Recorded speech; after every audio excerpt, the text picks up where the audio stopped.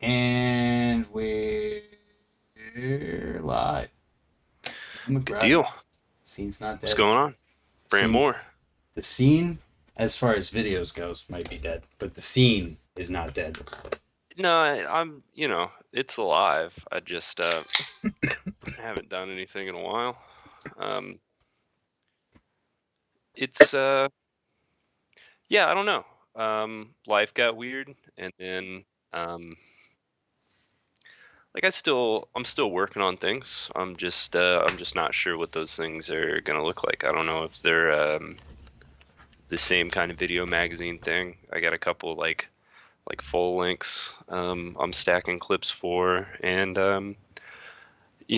a couple other projects I've been working on that aren't even necessarily video related, like a bike shop and things like that. So Yeah, your entire life has changed completely in a while, in a short yeah, while.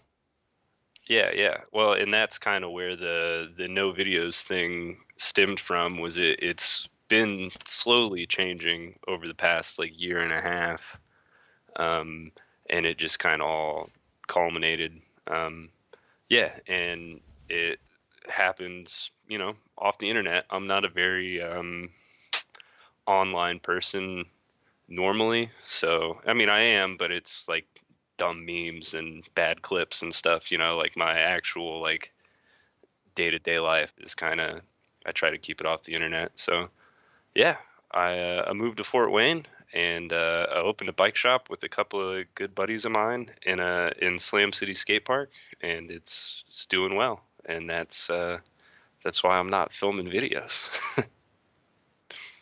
Noah retired from the starving filming artist and became a A bike star shop runner. a starving bike shop owner runner, yeah. Um yeah, well, nothing um you know, nothing I think I've done or will do in BMX will be because I want to get rich. If I wanted to get rich off bicycles, I'd be selling mountain bikes, and we're not doing that. So, you know, Is that even a viable route? Can you even get rich off bicycles? get what? I'm sorry. Can you even get rich off of bicycles? Oh, no, it's not possible. I Me didn't or think so. rich. Yeah, no. No, well, I mean, I'm off of them right now. I goofed up my other hand, so now I'm down to zero grips. But You definitely interpreted that differently than what I said. no, what'd you say? I asked if you could get rich, like wealthy, off Oh, of bikes, and you yeah, I thought I was thought you meant asking rich me. Hoppy. No, no. Oh, Well, I mean, I'm sure there's a bunch of, there it depends on what bicycle you're the riding. 1% maybe. Yeah, even, I think even the like 1% of BMXers are probably not in the top 20% of other cycling athletes. You know what I mean? I wouldn't know, but I wouldn't be surprised. I'm just guessing just the amount of volume, just not even just volume, just pure like cost of doing business in the other cycling industries. Like a wheel on a mountain bike costs more than a wheel on a BMX bike. Like the money is just orders of magnitude higher, and it's not, it's just kind of um, a product of what BMX is. It's you know what would you call it? Anti-establishment, anti-culture kind of dickheads on bikes. Like we don't like spending money. We don't like industry really. We like BMXers, and that's kind of I think why our industry looks the way it does. But I'm sure this isn't why you came to talk here tonight. I kind of sort of. I mean, a little bit. It is what I'm doing now. So, but yeah, Is I don't know. there like literally we haven't talked at all about a game plan or topic or anything like that. So did you have anything specific that you had in mind to talk about today? Um, a few things. Yeah. I opened a bike shop. We're having a jam this weekend. Yeah, your flyer sucks, man. I can't even Hey, believe it. I didn't make it, so you know. If I'd have made it, it would have looked way worse. So That was funny. I read those comments this morning and I was like, bro, it's a BMX event. what what comments? I don't think I've seen. Somebody was saying that the flyer's bad Mm, and just going on and on and on about it. I'm like, dude, I you haven't even seen those yet. don't take your aggression out on something else because you're clearly just mad. The only time I ever had a semi mean comment on the internet, and I think it was just the way I interpreted it, but it was on a one of the Scenes Not Dead videos, and I used to premiere them. And the one of them, I put the premiere up like a week in advance because I wanted it to come out like on a certain day. Because I used to Yeah, be like, oh well, it's got to come out Friday night, so people are off work, they're not, or whatever I was thinking. yeah. And I posted the premiere like real early, and somebody commented, he was like, two days, I'm not waiting for that. And I was like, well then go ride your fucking bike. And he was like, oh yeah, good point. And That's funny. that's probably the worst internet comment I think I've ever gotten, so So which is anyway, nice. Jam this Saturday, Slam City Skate Park. What time does it officially happening? uh 6 o'clock. We don't have a schedule or anything yet as far as when events are going to run. I should probably cook that up. That would be good. That would be good event planning. But yeah, 6 o'clock is like when the jam itself starts. We do have open sessions before that. But yeah, the third Slam Jam, January 6th, we're storming the skate park. Uh, the Insurrection Jam is the working title, and um, yeah, last year I think we were kind of like pushing the capacity of the building maybe a little Mm, bit. yeah, This year I want it to be like uncomfortably busy, and I think we're pretty close to that. It's always fun.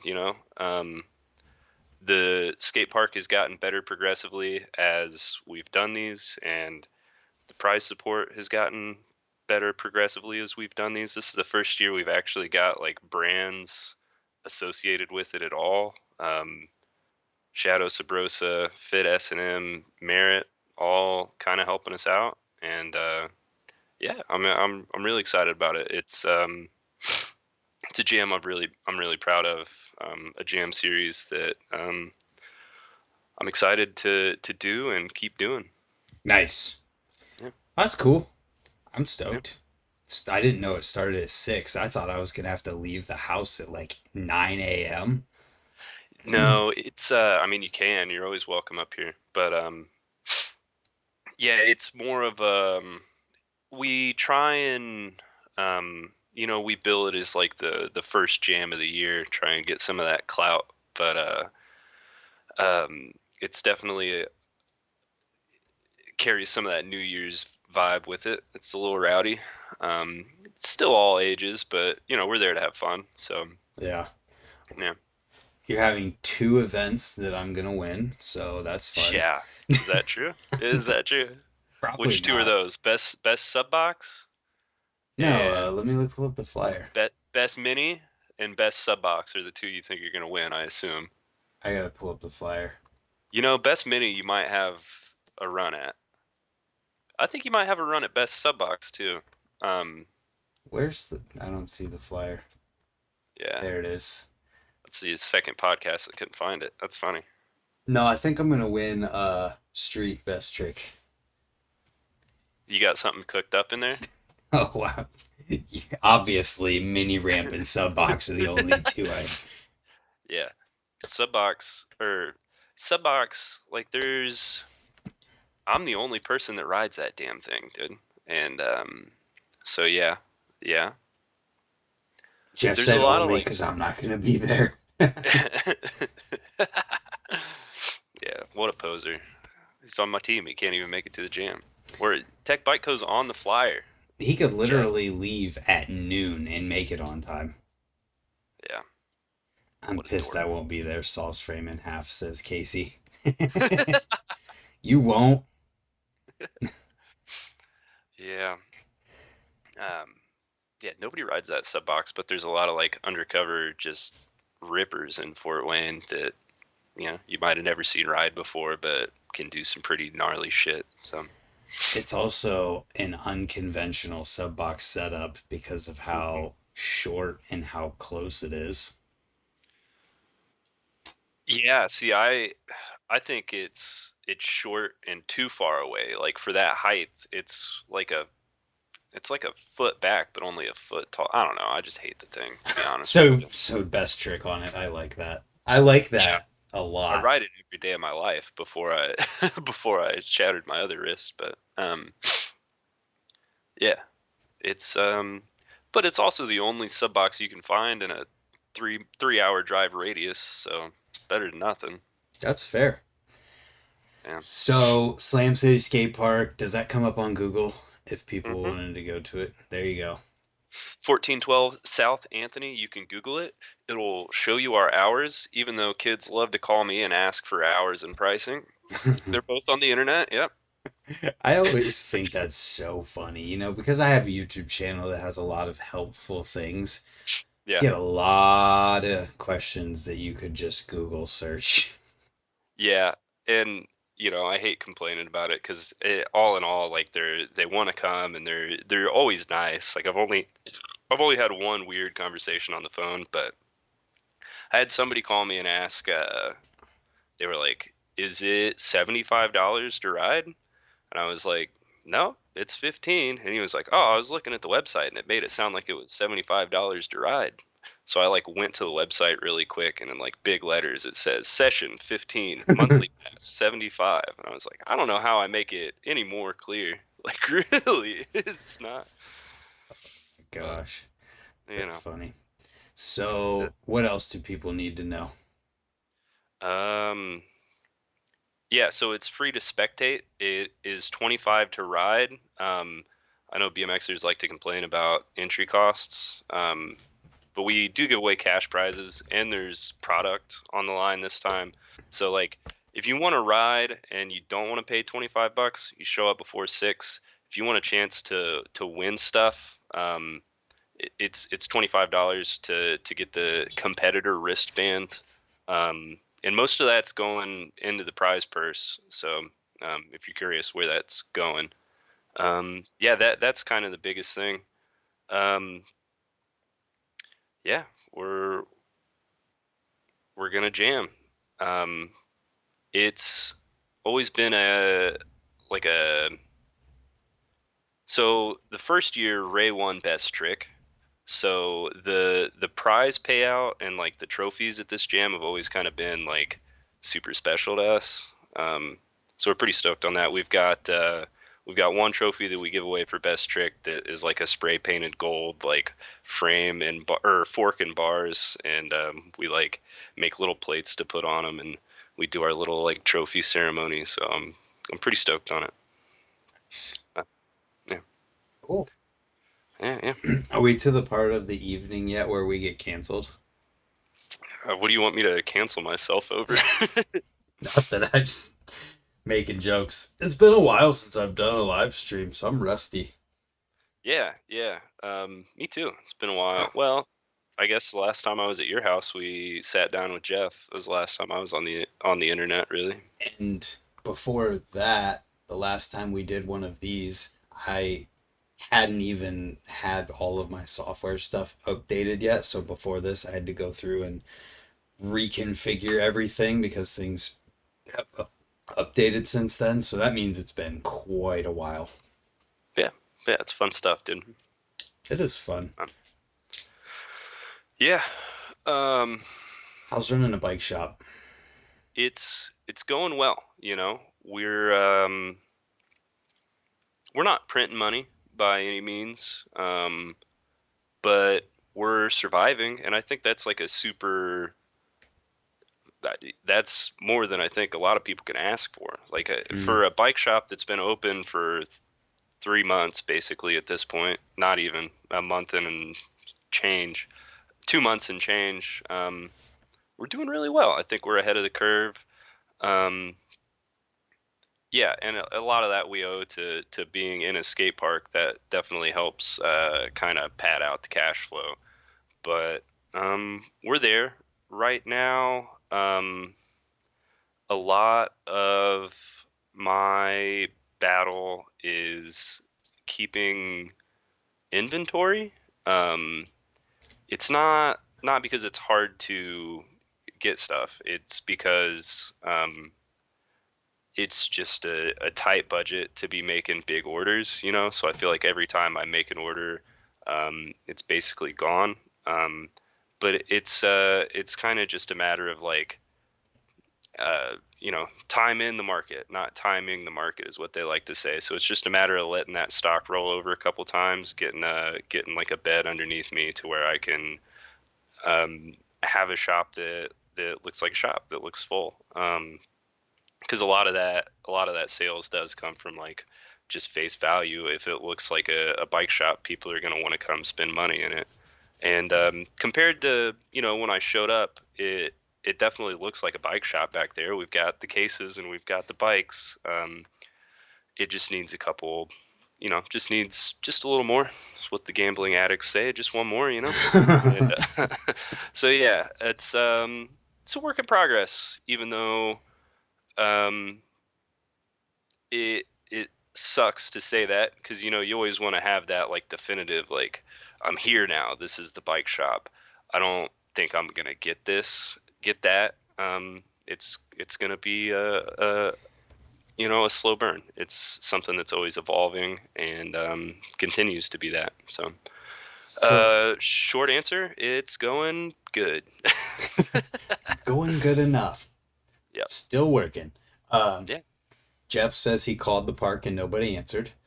That so I have metrics for this actually, and we only missed like one call last month. So unless you were He said legitimately just that now. one call, oh, just now, my phone's on the other side of the room, so that's why. uh, Good question though. Yeah. Huck's dad asked the name of the bike shop. I didn't even think about that. Yeah. So, right now, the way we're set up, like there's basically three kind of little rooms going on. We've got the skate park, we've got the office, which is also the skate shop, and then we've got the back room, which is like the bike shop. Um, so when you look at it, it's all just kind of Slam City. Um, the bike shop, the name that we have assigned to it now is the Shoppy, which is Shoppe because of Rich Hoppy. That's funny. Um, I do like that name. It did deprive me of the opportunity to name a bike shop, but I do like the Shoppy. It's a nice play on words. Slam City Bike Shoppy. Yeah. If it yeah, exactly. It's the Slam City Bike Shoppy. Yeah, and then we should have like medieval livery across the whole shop to really play into the shoppy and the old timey spelling. Oh But yeah, that would be yeah, funny. You have the capability. yeah, oh yeah, That's funny. yeah. The capability to me is usually the easiest thing. It's the time and the money that'll hold you back. Yeah. Casey asked if people can invest in the shop and if you have plans to grow. If your name is Casey Smith, you are eligible to invest. Yes.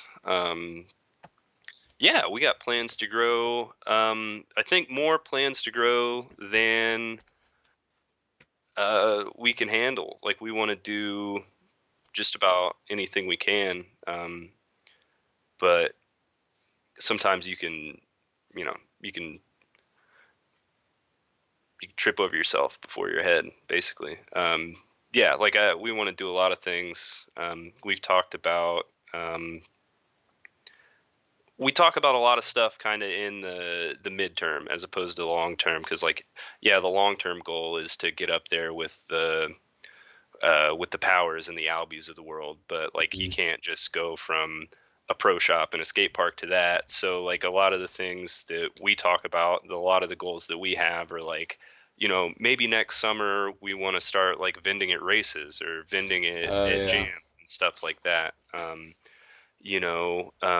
A lot of events. Not, I hate to call them fundraisers, but that is the idea that is kind of behind it. Like just and community-based stuff mostly because that is really um, you're kind of catching two markets on that when you have a bike shop, a skate shop, and a skate park in one building, you want to kind of like as a BMXer, I want to worry about this stuff, like the scene, and how not dead it is. But the community here in Fort Wayne is really, it's going to do that thing that business guys like to talk about called, what you create a Synergy. create you create a client, not a customer. You build that community, and then you have people that support you continuously. So yeah, a lot of plans to grow.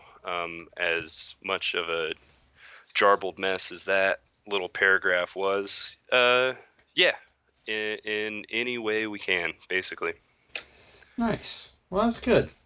Yeah, That's cool. Uh, yeah. Need to know if you guys have Goldfingers in stock. I have sold two of them since I Yeah, and you bought both.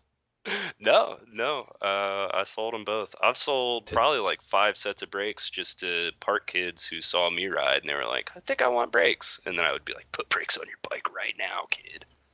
man, But that's a crazy dynamic to think about how you can watch the influence happen in real time of hmm someone seeing someone do something and then going over and being like, I want that.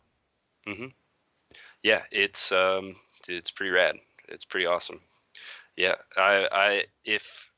if Tech Bike Co. was a higher volume company, I would have sold about 4 of those frames, but everybody that asks, I'm like, well, there's 1 or 2 out there that you can go get. And they're like, oh, well, I wanted 20.6 in a cranberry purple. It's like, yeah, well, fucking, it's not out there. So, um, Hmm. yeah. In-house shops in a skate park are always a hit for the ones who don't know how to make their own repairs and adjustments. That's tough too because then you have to be like, hey kid, now you gotta pay me for this. Yeah. Um, Here's the way I look at it. So, um, like if we were just a skate park, right?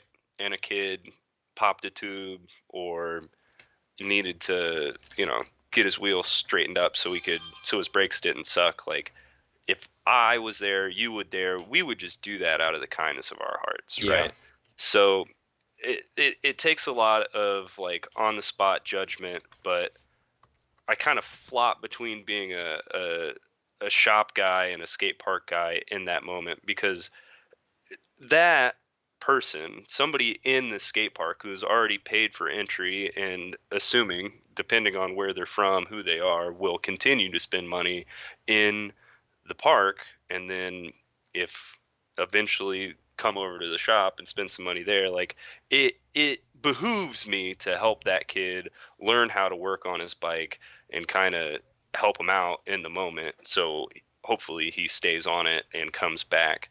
Um, BMXers are not really the people you're going to make money off of doing service anyways, because no BMX kid is like, oh, I need to get my bike tuned up. Like we don't look at BMX bikes like that. Like we chew our wheels, we I don't know, check to make sure everything's tight. I don't do that, but I'm sure some of you goons do.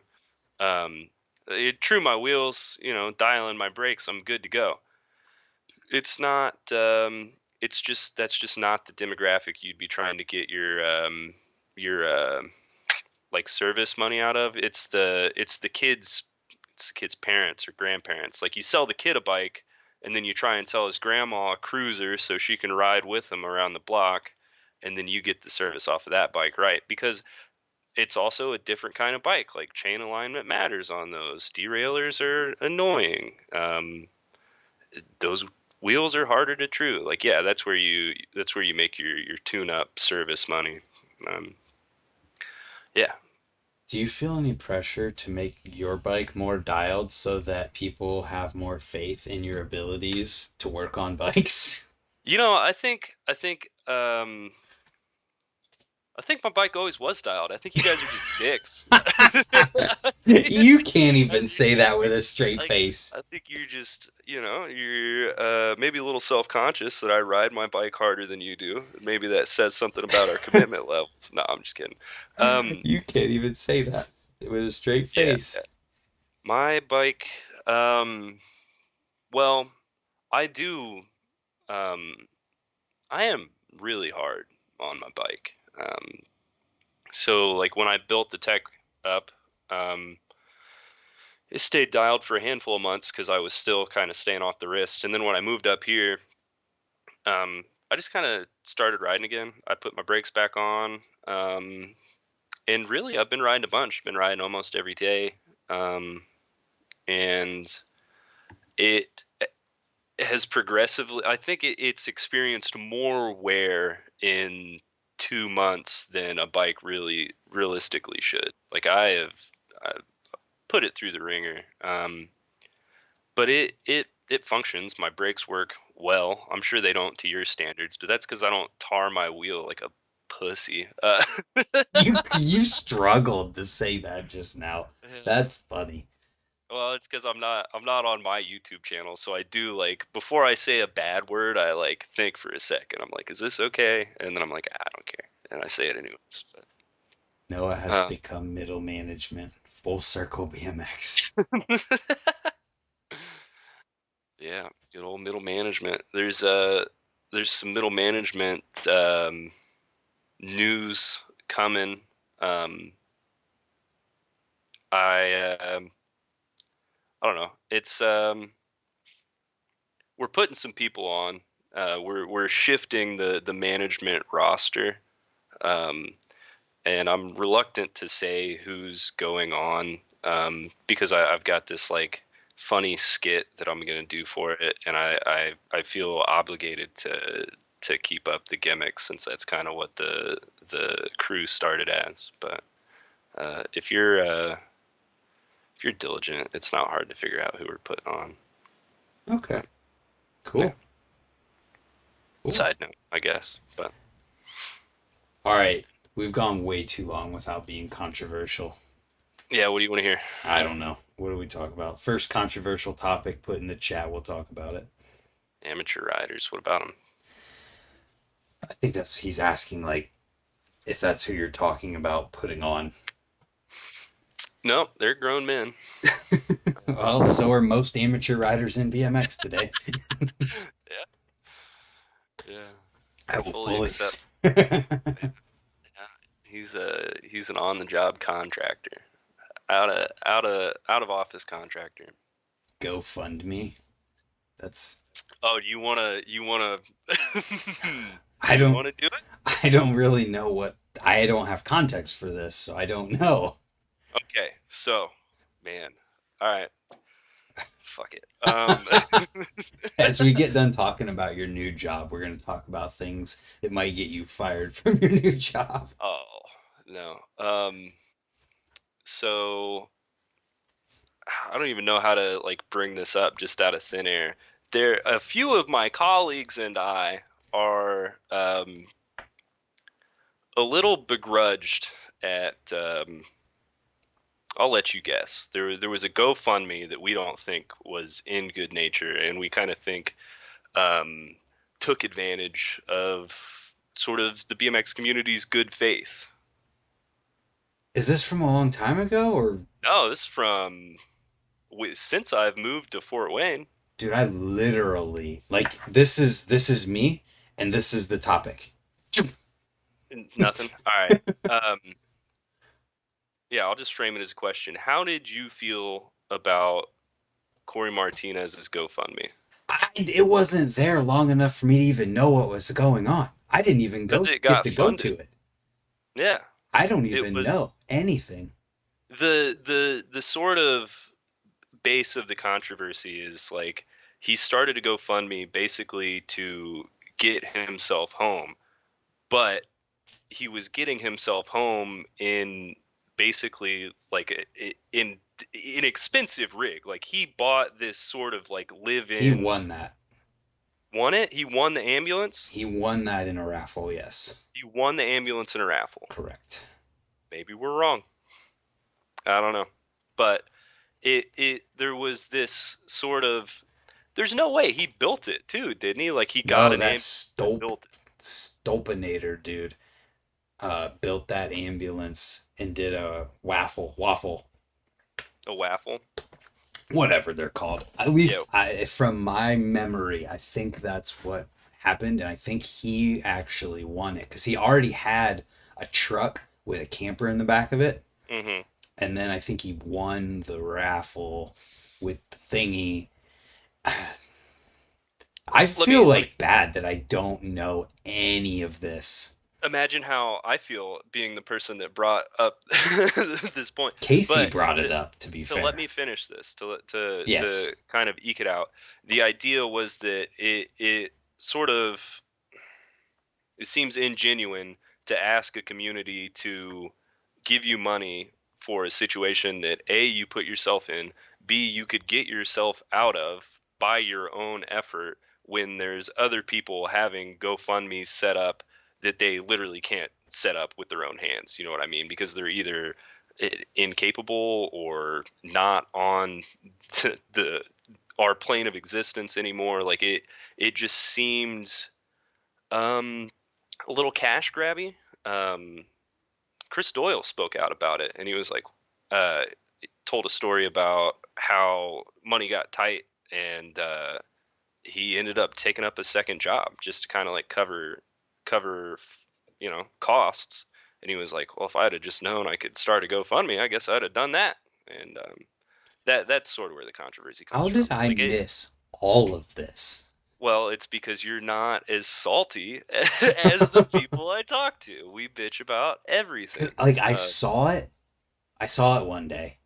Then a couple days goes by, and I'm like, oh yeah, that was there. I wonder how that's going. Went to go see it. Nothing. I'm like, well, okay, I guess that's Yeah, gone now. And then it just went out of my brain. I probably I don't remember how much it was for or how fast it got funded. I didn't remember details about it. I didn't even know how we got the Yeah. live-in rig. But Hmm. it's still just the idea of the GoFundMe is of being like, I need gas money. Well, It seems like an abuse of the platform. You know what I mean? so Because it's there for like, it's there for people who are in situations that they can't get out of. And there are more genuine ways for a professional BMX rider to get himself out of that situation. It sucks that somebody who we've all enjoyed riding for so long ends up in a situation like that. But you know, it could have just been a fundraiser jam and probably made the same amount of money, and the thought would have never crossed my mind, right? Like it feels completely different when even if it's a tip jar. I don't like tip jars personally, but they're not like morally despicable, whereas I feel like hoveling for money on the internet is. um So where my brain goes with this really is a get canceled kind of topic. yeah, oh yeah. Damn. Hey, No, you wanted but the heat, buddy. I didn't realize what I was asking for. But I mean, so where my brain goes with this is that, like what BMX Pete just said, it really sucks that like Yeah, BMX is in a state where something like that would even be a thought to somebody that they would like even have that to would have to get to happen. that point. Yeah, It sucks. It's partially BMX's own fault at the same hmm, time because there's so much stuff that BMX just rejects that could help in a lot of different ways. yeah, And it's also a product of the times where things in the economy and the world for people in general suck right now. So, like, yeah, I didn't see it all happen, so I don't know much info about it. I say it sucks that we're even in a state where, like, someone like him, who's totally legendary, still, like, potentially better than ever when you talk about riding and you look at, like, you know, smoothness and the types of things that he's doing at yeah, his age, like, could be even better than ever, more skilled than ever, yeah, whatever. yeah. But And there's also, there are undoubtedly points to the story that uh, the plebeians will never know. Like why why he's in need of that money. Is it, you know, you can get shafted, you can be impossible to work with. There's Yeah.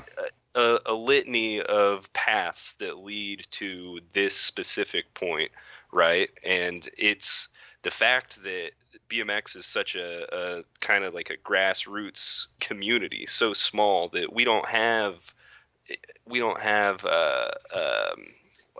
journalists like tracking this shit down. If I were a more studied man, that's what I would do, but I'm not.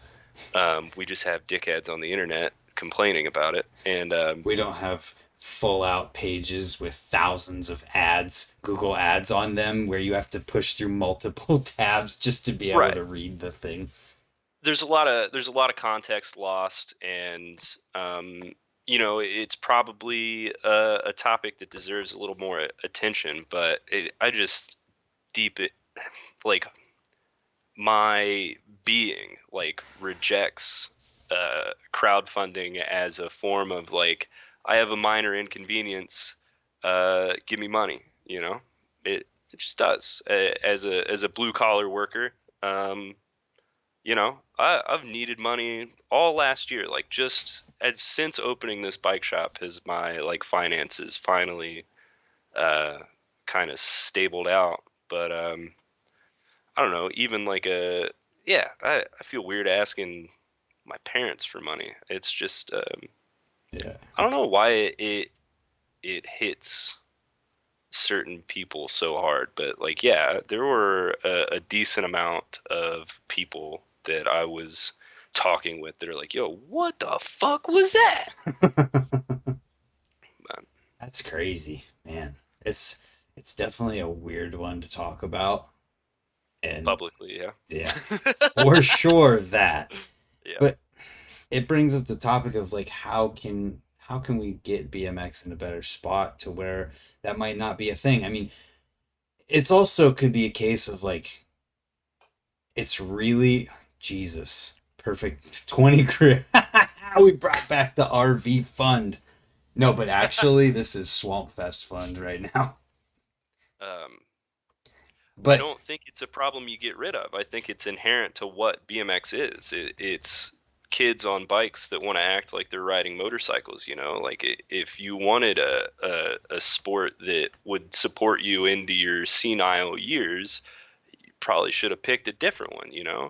It and some people get lucky. Like that's the deal with the devil you make going into it. It's if you're the best of the best and you really put yourself out there, you might just maybe be an Anderson. You might just maybe kind of flip and go industry uh like Moliterno and Moeller.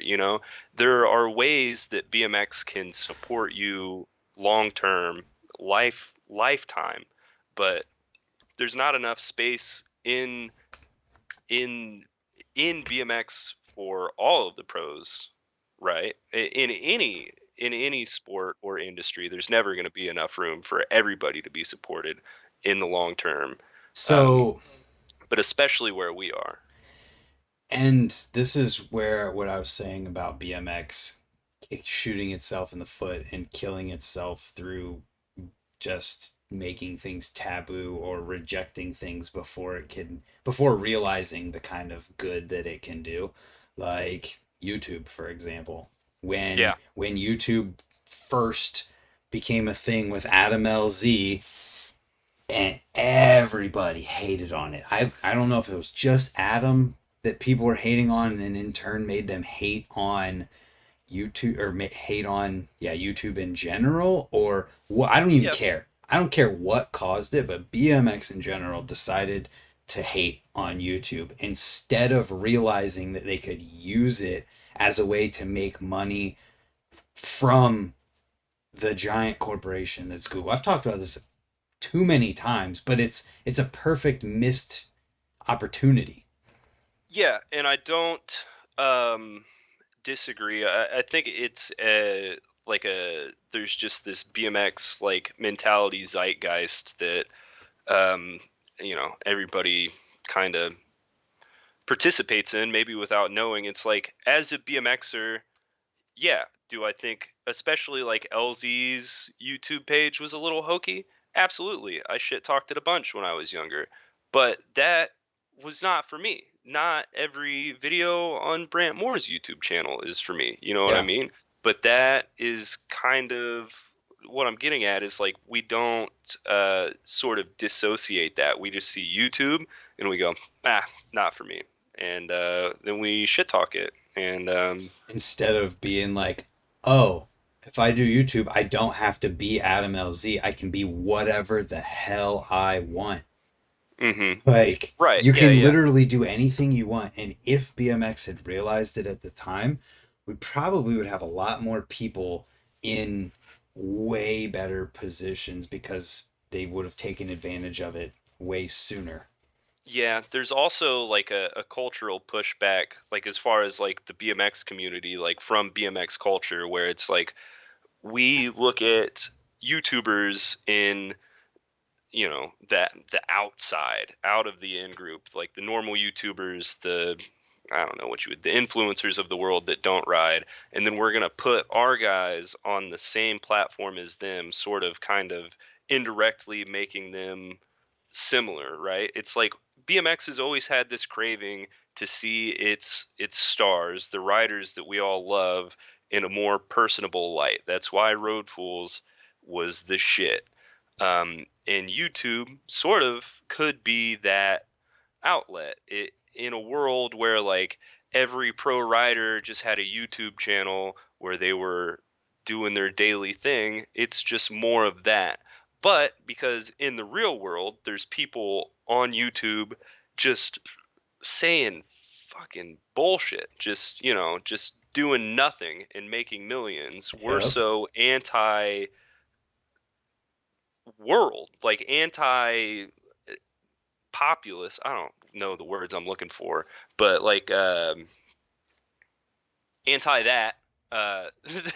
They were like, we don't want to be anywhere near that, and that, you know, I hated that YouTuber stigma. Like when people would see me with the camera, they'd be like, "Do you have a YouTube channel?" I'd tell them no. I did, but I didn't like I would tell people all the time it's like it's not a YouTube channel. I just have videos that I put on YouTube, which is stupid, right? Like if you look at it from an outside perspective, that is ridiculous. But in terms of BMX, it's like you're right. I wasn't making YouTube content. To the outside world, YouTube has this like intonation to it. It molests whatever you put on it and turns it into a YouTube video. You know, if you stripped the Discovery Channel logo off of Deadliest Catch, you know, erased it from memory and put it out today on YouTube, it would no longer be a TV show. It would be a YouTube video, right? And we have a fear of that happening when we put our stuff on YouTube, where it's like,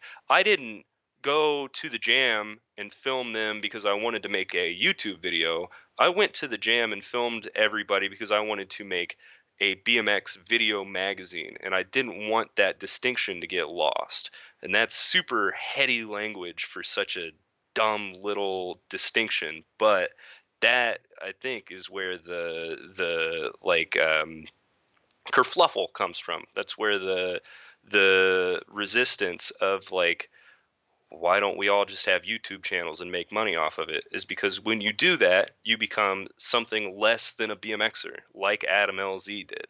It's a dumb pushback, but A I believe retarded that's way of looking at it, too. Just because the opportunity that can come with it. And it's like that is it's a stubborn mindset of like, yeah. ugh, I don't want to be that, so I'm gonna do something else that I don't necessarily like as much when I could have just done something that I do love doing and made videos with it or whatever it might end up being. Just the point is like, yeah, it was a missed opportunity.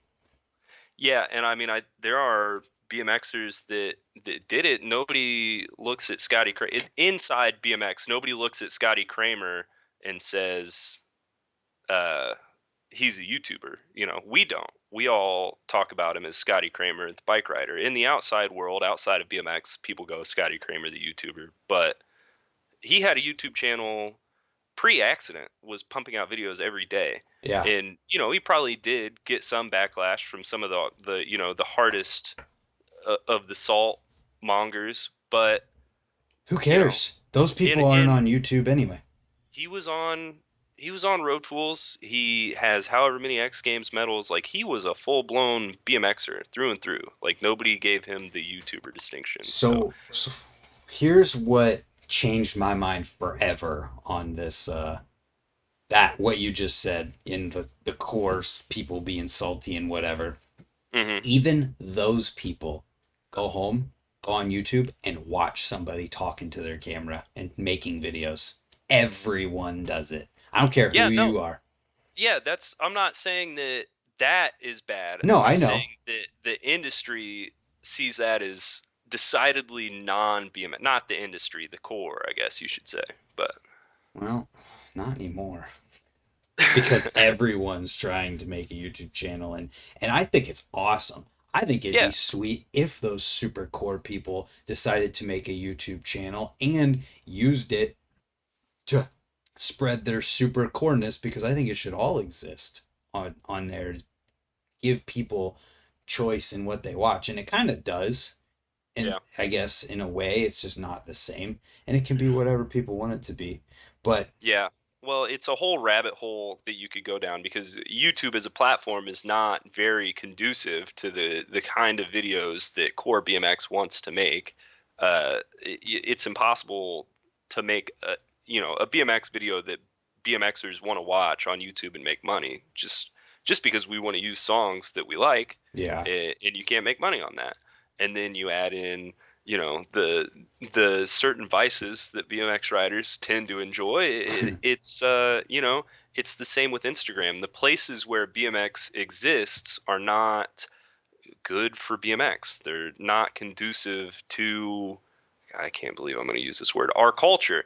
But So, so underground, uh, I get but it. it's something I've been talking about forever, and Magoo said it way better than I could have ever said it on his podcast, where like we don't have a centralized BMX place like we used to. There's no magazines anymore. There's no props. There's no video magazines. Like, BMX exists in the ether. It's a floozy, it's a woozy, whatever the hell Matthew McConaughey said. It exists on Instagram and YouTube, and those are two platforms that aren't super great for Yeah. our sport, because because BMX is not about backflips and tail whips and the trendiest Instagram audio, but that's what garners views right now. So Yeah. One thing that I was gonna say when you brought Scotty up too is that what I heard from why he started his channel is because he'd have people come to the skate park and have no idea who he is, going crazy huge, doing the craziest stuff ever, and they're sitting here talking about Adam LZ or whoever it might be, and he doesn't even know who that is. So it's like, well, there it is. Maybe I'll yeah, do that. yeah, Which, yeah. if I'm wrong about that, sorry, but that's just what I heard. It makes sense. And it's like, oh, that does make sense. And then you see like R. Willie has his stuff and his YouTube channel, and he's pushing it that way. And it's, I don't know. It's, Yeah, see, that's another topic, probably less controversial, but than the last one, where people say that, like, Ryan Williams people say a lot of shit about Ryan Williams, from inside.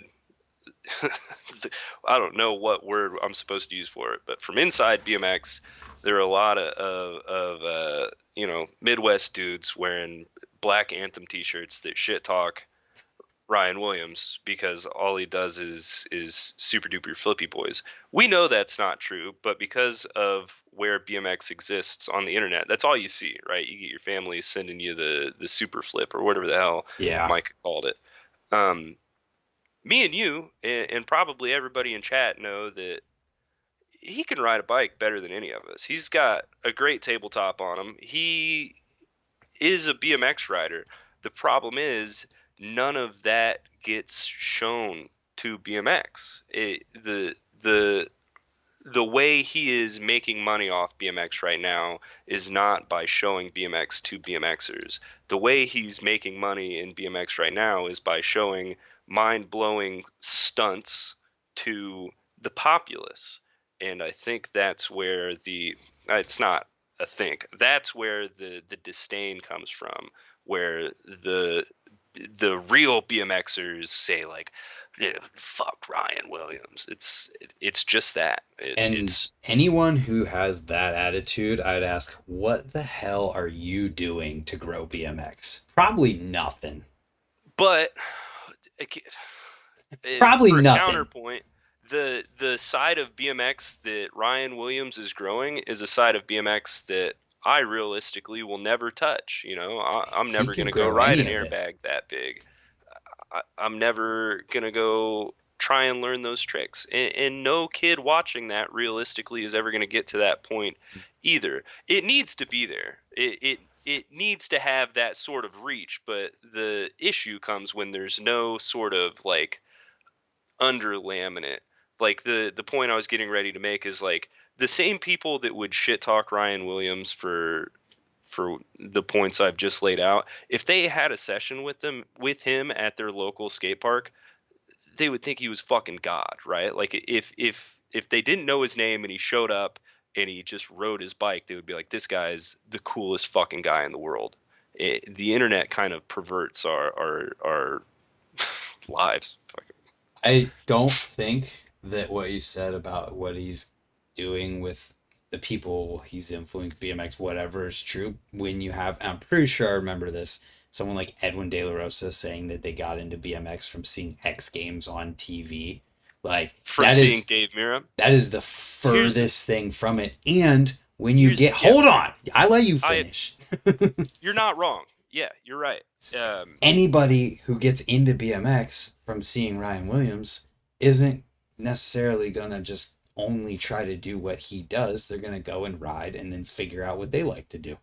Yeah, yeah. So the difference is, so you don't go straight from seeing Ryan Williams do a 1440 to taking a bike to your local skate park, right? You go down, like we call it, the rabbit hole. Your interest is piqued, and then you try and seek out more information, right? And when it was Mira, when Edwin saw Mira on the X Games, he was like, all right, I need to see more of this. That was cool. And he could go to CVS or the public library and find an issue of Ride. Mira's in there, Nyquist is in there, but there's also, you know, pick your favorite. There's also Ruben. There's also Taj. There's also Sergio Leos. Like there's all the dudes that the core guys love, and you can kind of trickle from that, like the public facing side into BMX, into the soil bed. Now you see Ryan Williams do the stuff on the Instagram reel. They send it to their friends. They try and seek out more, and it's just that, right? There's no easy way to see like Ryan Williams do his thing and then follow a string and find out like, oh hey, there's a jam at my local skate park and this, niche regional pro is going to be there. Like there's no through lines anymore, and it all always leads back to what I was saying about how there's no centralized BMX anymore. It's just everybody doing their own thing on Instagram and YouTube. And that's what sucks about the current state of BMX media because the kid sees Ryan Williams, goes on Instagram, types in BMX, goes to that Instagram page, and everything that they see is bought and paid for. So it's like a Yeah. it's almost like a catered thing, but only for people who have the money to pay for the advertising, not any or curated thing. Not anything to do with what's actually there. Yeah. Yeah, there's a whole nother issue with like the repost pages where it's like Dude, your first interaction with the sport could be from an account that has done nothing but screen grab a clip and repost it. that drives me absolutely nuts. Like Yeah. when you grow up something without doing any recording, editing, anything yourself, it's like, I'll give it to you. Yeah, awesome. You did a good job because you didn't have to do as much work. But God, man, that's annoying. There's and there's like an intent.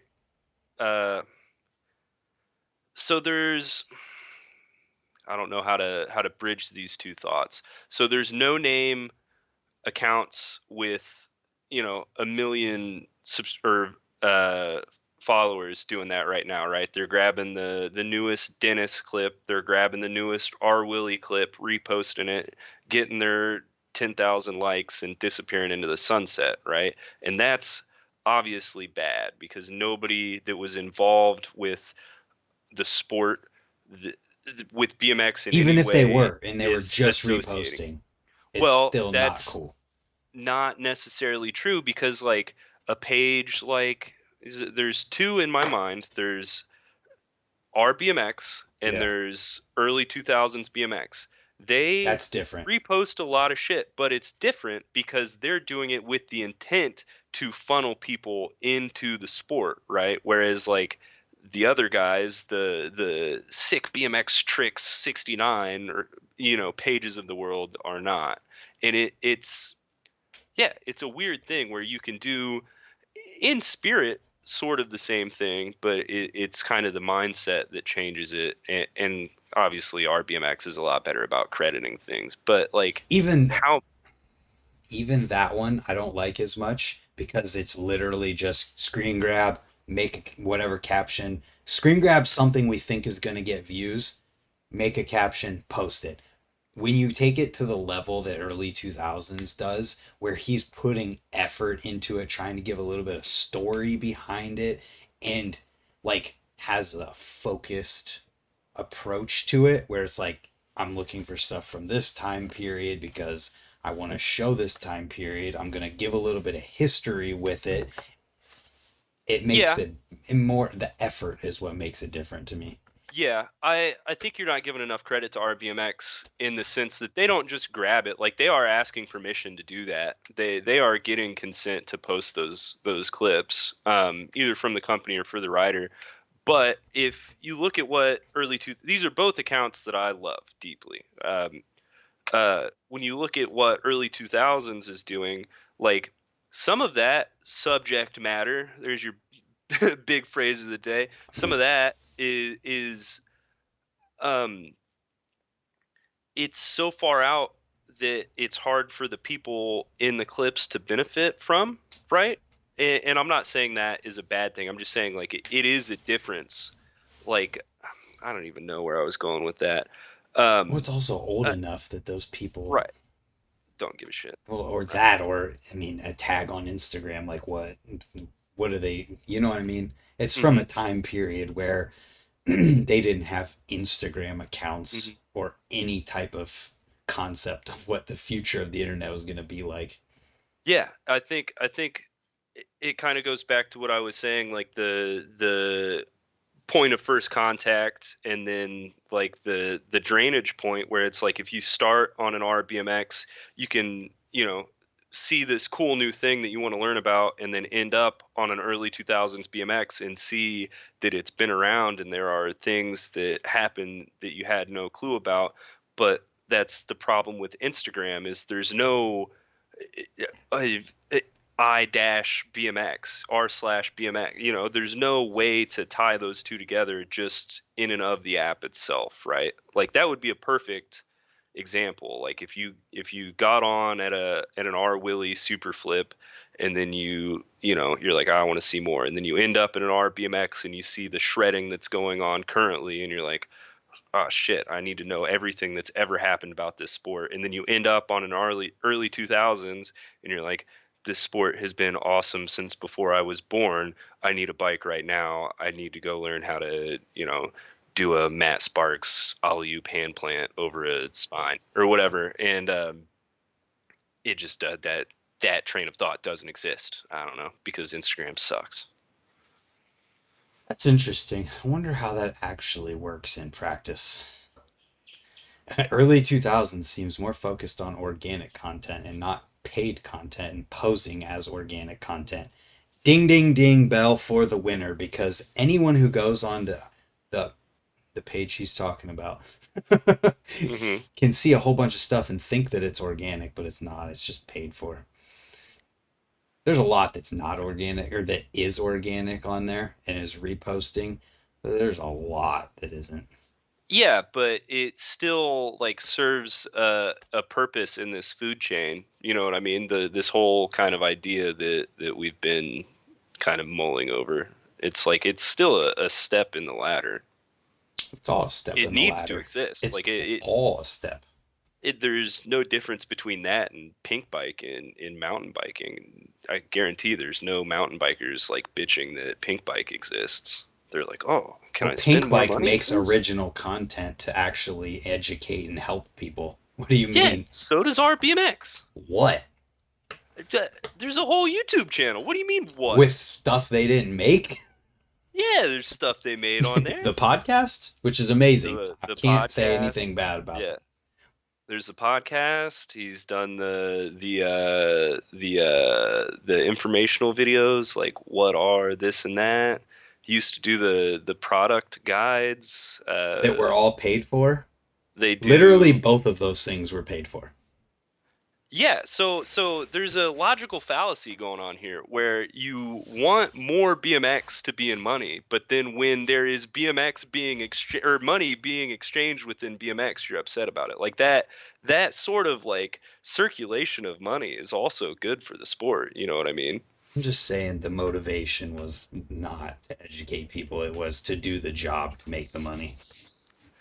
I I firmly disagree. That's I fine. I don't want to Yeah. talk about them anymore, anyways. I don't need a phone call bitching about something that I really don't care about. You're already getting at least one. I literally, I'll answer it and be like, I don't care. Bye. Yeah. Because I'm doing my own thing and I really don't care. So Kit Kat. I don't get paid by Park Tool though.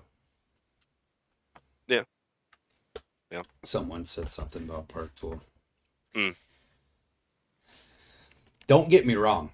I would absolutely make videos for people if they paid me to do it. I would love to do that. So maybe I'm Yeah, just see, jealous too.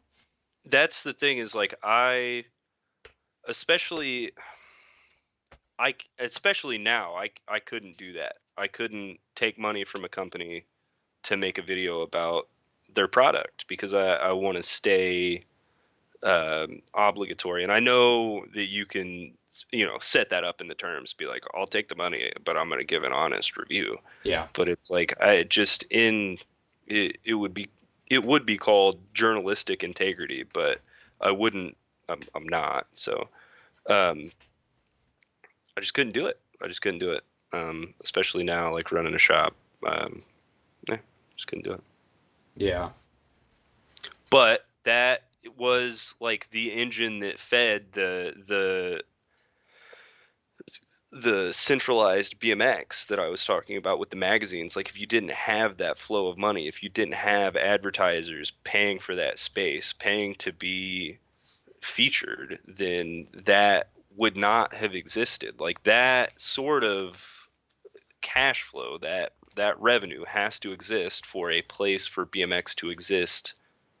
To exist. That was a dumb sentence. Can you But clarify that so my brain like can understand? if there were to be another place that is BMX, like the magazines and the video magazines used to be, they have to make money, right? Yeah. And that money comes from two places, either people paying to use the service, which doesn't fucking exist anymore because people are sending their money to Corey Martinez, or advertisers. So It, here's the reason why that doesn't exist anymore, and this was the point I was getting at, is that yeah. there's no value in it anymore for a company to do this because they can do it on their own. There's nothing original. I can't say nothing. There's not as much original stuff being created. You have a magazine, which is got a certain amount of people who are buying a magazine every single month and reading it. So that gives the company incentive to be like, if I can you hear me? Okay. Uh, if I advertise in this magazine, I'm going to get access to this many people who are actively buying and reading the magazine. Nowadays, it's like, why would I pay anyone who posts something online when I can do it myself? Yeah, so it's like that's a new age train of thought, right? Like there's it's a yeah, like yes, that is a way to think about it. Like there's no reason to pay the magazine when I have all these outlets to just do it And there myself. could It's the be. same. It's the same. It's the same kind of debate on selling direct, right? It's like, why would I not? I can.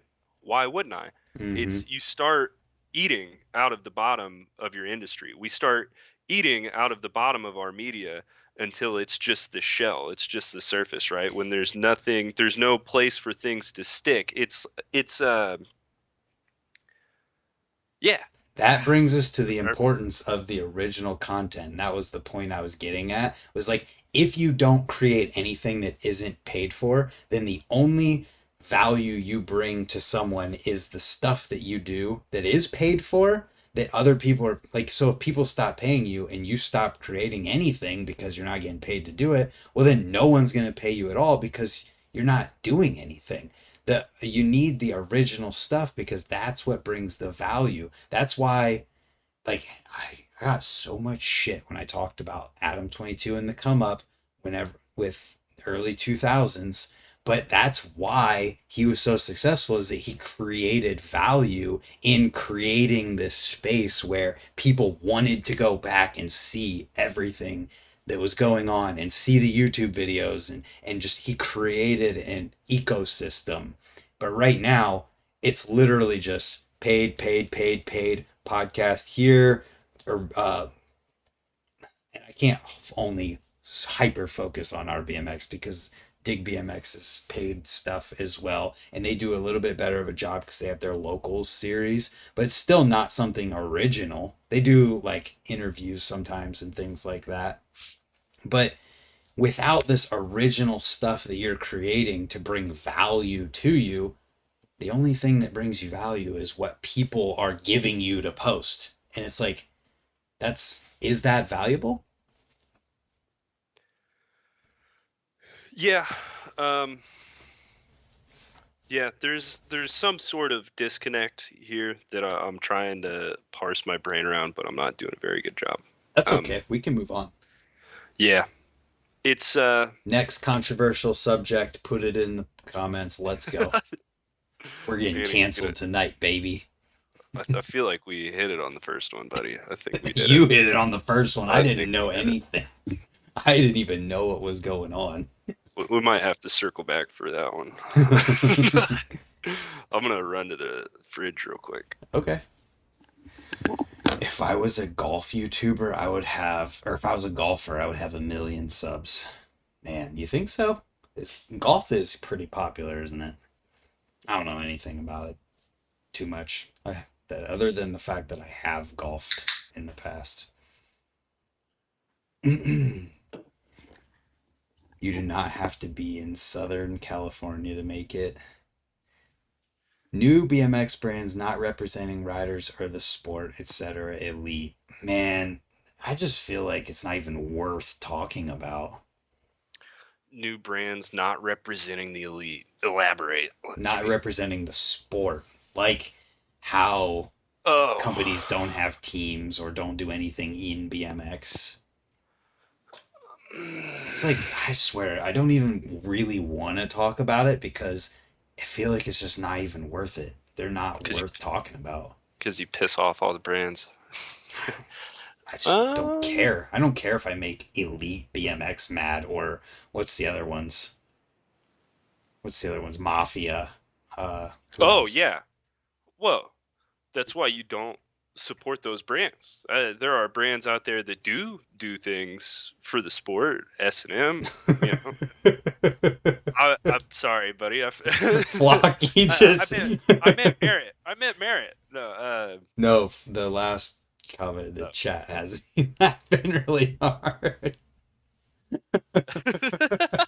I my green screen kind of ruined or made it think that we were Yeah. together. That's really funny. Um, Anyway, but Wilson, I yeah, think that's why I'm so salty when certain things come up.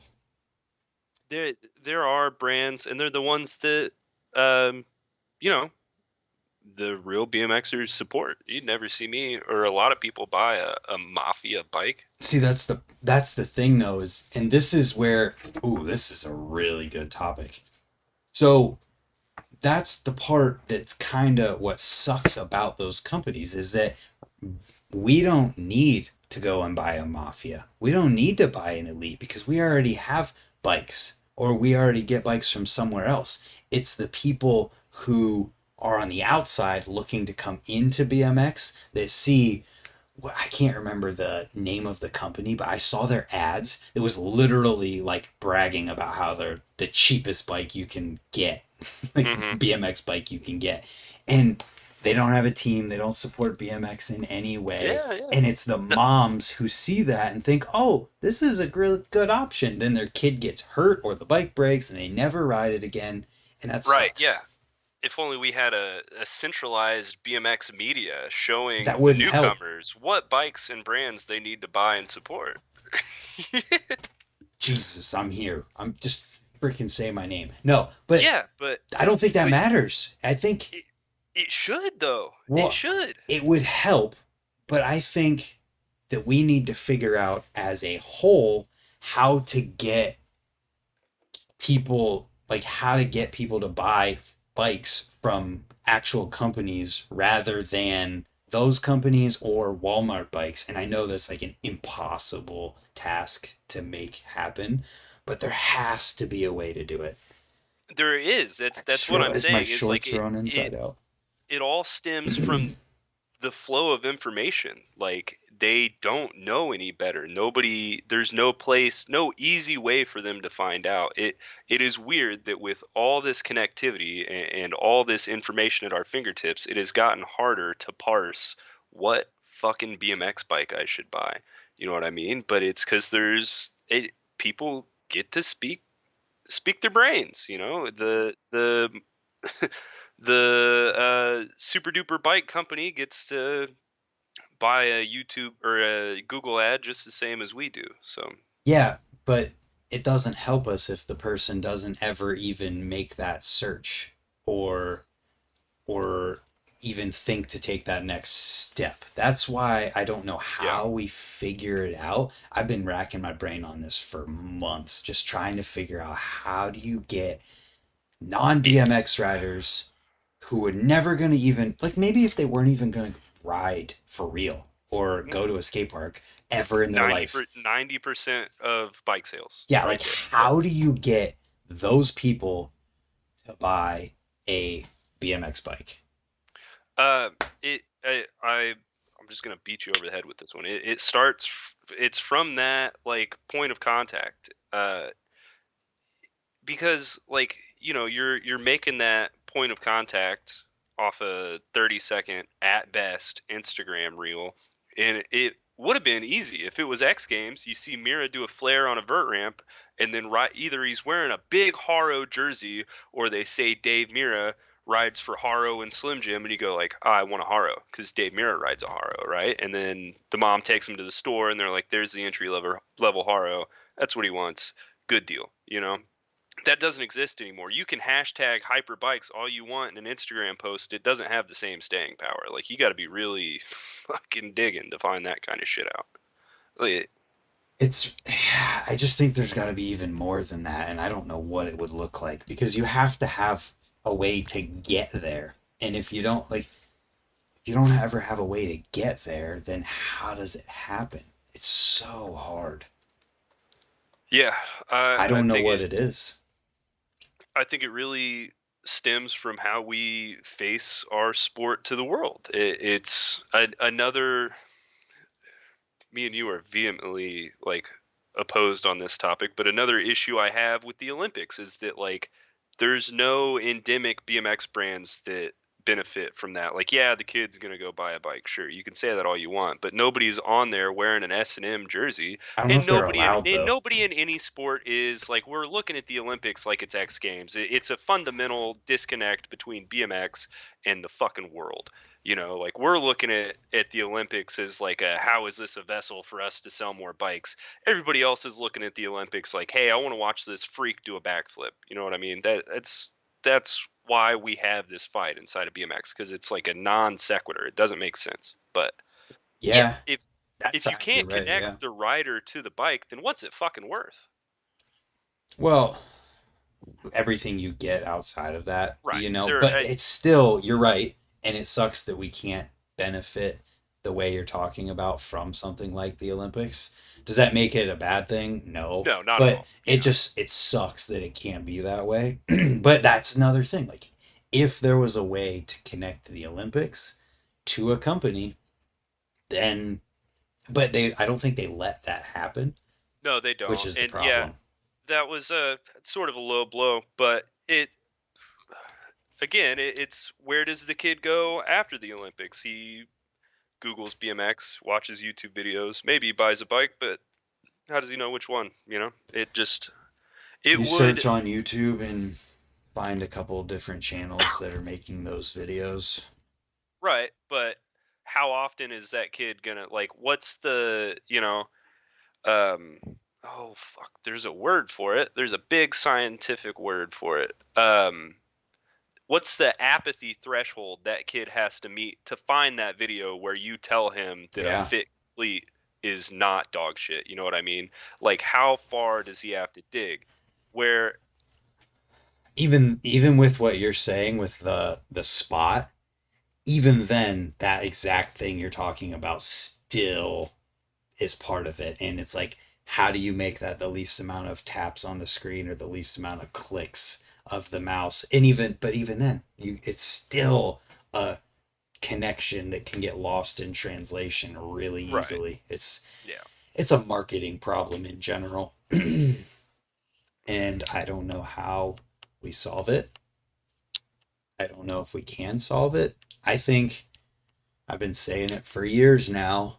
BMX needs another Dave Mira level person to bridge the gap. And Ryan Williams is as close as I think we have right now. I disagree. I think it's Dennis. But Dennis And isn't on the same public eye as Ryan Williams because of Nitro Circus.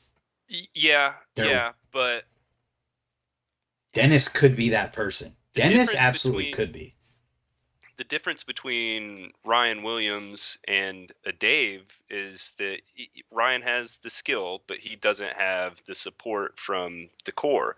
No BMXer besides Jim C would shit talk Dave Mira, you know, and that's you just can't say that. Damn, the inside props joke. That was ridiculously good. And The yeah, everybody looks at Dennis like that right now. I mean, Dave literally gave the kid a fucking Subaru. Like the thing, I don't think it's an issue. This specific topic, I don't think is an issue that is inherent to BMX. I think it's part of the human fucking condition. I think the internet ruined all of our lives, and we should turn it off.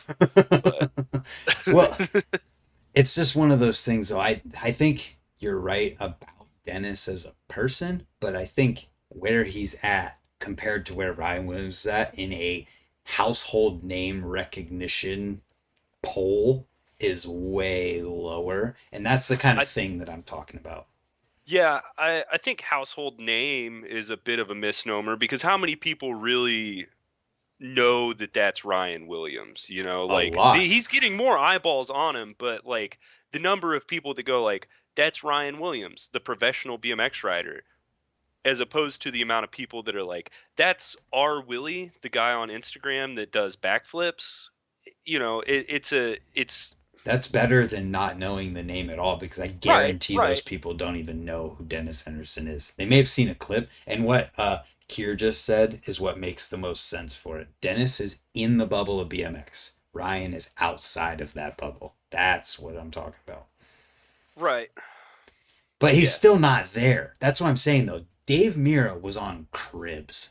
Dave Mira That and TJ Lavin and people like that were hanging out with celebrities. I mean, I'm sure Ryan yes. Williams does that too. But That like, what I was yeah, yeah. Ryan Williams is outside of the bubble, but why and what is he doing outside of the bubble? He's outside of the bubble because his clips fit nicely in the algorithm. They're fucking nuts. What is he doing with it? He's, getting shares. Awesome. Like if you could push a Dennis outside of the bubble, which I do think he gets pushed outside of the bubble more than we're giving him credit for. He tail whipped a street the other month. Like he's definitely getting out there. He's rides for vans. He's getting out there.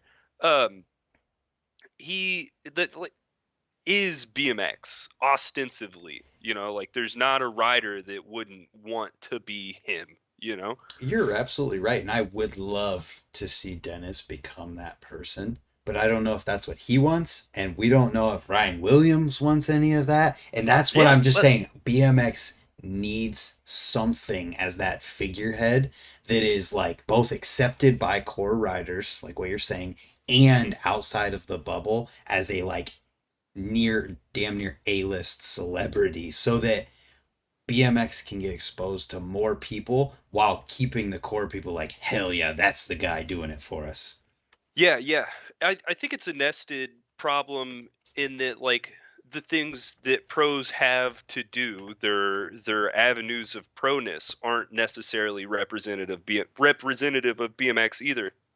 Whereas in like the reason maybe that Dennis to the outside world doesn't look like as much of the superstar pro that he is because he doesn't necessarily place high at an X Games or a monster triple challenge like what somebody from the outside would look at and be like, "Oh, that's BMX," And it's because those competitions like they are a thing, they should be there, but they're a lot different from like a Metro Jam or hell even a Gravity Games where it's like what they're doing at even X Games up until a certain year, like what they were doing at those events is the same shit we were doing at the skate park, basically just scaled up to where now it's so much different that a rider that is inside the bubble, like Kier said, doesn't even fit in that category, right? It's like a weird pocket where it's like Ryan Williams and Dennis, even though they both ride BMX bikes,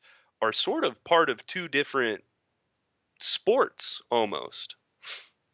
Yeah. So Eric Stahl brought up a really awesome point that I've thought about too. That the Dave Mira mid 2000s era was also the age of huge corporate sponsorships. So a lot of Hmm. that exposure was paid for by somehow, some way, not much different than the radio, etc. So that's kind of a good point in that like Dave Mira made himself with his riding and his attitude and his personality, and companies probably are what took him to that celebrity level of being able to be on Cribs and doing all of these other things that made him like a real life superhero. And that is what's making it so hard for people in BMX today to even think about getting to that point. Yeah. When you don't Yeah. have a huge company putting thousands and thousands of dollars behind you, like naturally that someone like that is going to end up way further. Yeah. It's as much as it sucks to say, it is part just of like the world that we live in. Yep, it is. That money, those corporations, they're not around. I mean, I do think it's taking a turn. You do have things like Huck on Huffy and stuff like that. And I think that's like the first wave in sort of a genesis, but it, we can banter and delegate and theory craft all we want, but it is just a completely different world we live in. We might as well be, trying to sell, phone service to uh, the Stone Age. Yeah, that's a good comparison, and I would agree. I just have always felt like we need someone else to make it to that level to just try and help propel things forward, which Yeah. who knows if it'll happen or not. I think if it did, it would really help bring more people in, because a lot of companies out there have thousands and thousands of bikes that BMX riders like us aren't going to buy. It needs to be other people who are either coming into BMX or who are just buying a bike, like to ride around their yard. Yeah, I agree with you. It does. We do need a guy. We need A a, guy. We need we need a Tom, someone. we need a Tom Brady to sell the footballs. But I just think I don't think it's a Ryan Williams. I think it's somebody who rides. When they ride, it looks like BMX. Like it. There's the BMX that I love. The BMX that you and I do doesn't look anything like what Ryan Williams does, right? And it on Instagram, it does look like what he does, but the things he is famous for, it does not. That was the distinction I was making earlier, but Yeah. that'll be lost on somebody. I don't care. Uh, I'm not saying that it needs to be him or that it will be him. I'm just saying he's probably the closest that we have right now to that. yeah, yeah, and I just don't think that the industry will accept it until it's a dude that is like Umingro, where it's like all he's doing is like wearing baggy pants and shoving his peg on a curb, but Yeah. like all it takes is some kid in a Supreme shirt to go like, "Yo, fam, that was sick as hell, Sam," and like go buy a bike. You know what I mean? Kid needs to be a contest series again. Kids getting into it don't have a way to into X Games anymore. Old Hoffman contests were nuts. Fed the 2000s boom. See, I just don't think it's possible to recreate that era again because of the current state of like BMX, not BMX, media and how people consume things. Like, it would, Mhm. can you imagine? I had this talk with Sponge the other day, or he brought it up because we were talking about Rogan and how insanely huge he's gotten, and how he started with UFC when it was like really small, and UFC is this huge pay per view thing. Can you imagine if BMX got to a point where someone was able to put so much behind an event or do something so insanely amazing that BMX riders would want to pay $50 for a pay-per-view to see it happen live? Yeah, I think we're close, and I think we're trending there. There were things. You remember when that brakeless TV thing was happening? That that was Yeah. fucking genius. Yeah. But there's just not enough here right now, and I think that's a problem we have to solve first. But there were, there were at least five different fighting federations before Well, there's like fucking five right now, right, and they yeah, all can. but Only a couple of them can do pay-per-view. how many of them have gone defunct to get to the point that we're at now? You know what I Well, mean? it's like a lot of them get bought out by another one. They absorb together, create a Yeah. larger thing, and it's getting to a point where there's like three or four that are, I would say, competing with the UFC. But just imagine if we could get, and there's a lot of people out there who are like, oh, we don't need BMX to be that big. It's like, well, okay, well, then don't ignore it. Turn it off. Don't follow that It's Instagram page. right, yeah, it's not that we don't need it to be that big. It's just that also sometimes I think we have a problem of going just straight to that extreme, where I think you can also start to solve the problem on the low end too, where it's like, yeah, MMA is making a whole bunch of money on UFC, but there's also, there's your local, MMA gym down the Yeah, road. That's where you start. yeah. There's an entry level into it where, like they were saying, there's no there's the USA BMX youth freestyle thing, and there needs to be more. There needs to be a place like a race local where it's like, oh, I'm gonna go do BMX racing today. That's Hmm. the thing. And um I think we're doing that. Like I know to me and you it doesn't feel like it, but I feel like to the kids somewhere between like 13 and 18 right now, like what me and you and you know the 20 other of us around the Midwest are doing, where we put on a jam, you get, if we're lucky, a good one a month. Like they're gonna look back at this period and be like, that's when fucking real BMX was happening, you know? Well, And any kid's gonna look back at their era and say that for sure. I don't think so, dude. I don't think so. Like the kids that were the kids that were uh 13 through 16 4 years ago, 5, 6 years ago, are probably thinking like, damn, BMX was dead when I was at my I local, you know? would love to hear that. That's really interesting. I That's could find you a kid that can say that. Like I I'll know ask they exist. Dylan I've heard it. when Yeah. we're on our way to Slam City on Saturday. Perfect example. I'll Perfect ask him. example. He's gonna look at his like teen to early 20s and be like, it was the shit. Noah and Brent were throwing these jams, and there were indoors, you know. But Well, it's well, funny to think about all of the events and stuff that happen now because I can remember having conversations with Carl 10 years ago when I first like met him and started doing stuff with Nowhere, just talking about how dead everything was and there was never events going on, and at the same time there were always local jams happening, right. always. But back then it wasn't to the point where I had to literally just decide what I was going to miss out on because I can't go to a BMX event every single weekend of the summer.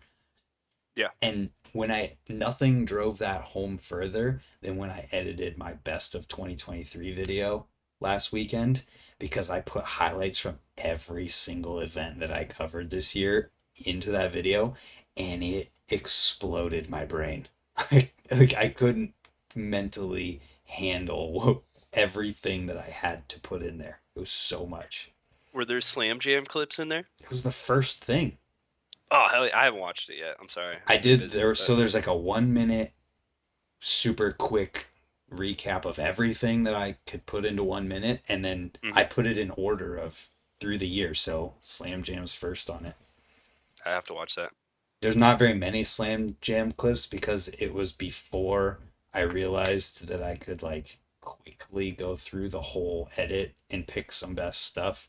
I just grabbed like the first minute and a half of the edit. Yeah. So Yeah. not that in the wheel mill I didn't do as good as I could have. So I'm Was I sorry. at Wheel Mill last? I think I missed last year's Wheel Mill, didn't I? Yeah, you were too salty from getting stink-eyed the couple years before that. I'm so glad you remember that. I could just remember how much it affected you. Oh, dude, I was pissed off. Yeah. It's pretty funny. Oh, that's funny. Oh But my God, is that really? Should I ban him? no, no. God bless his heart. Don't reinvent the wheel.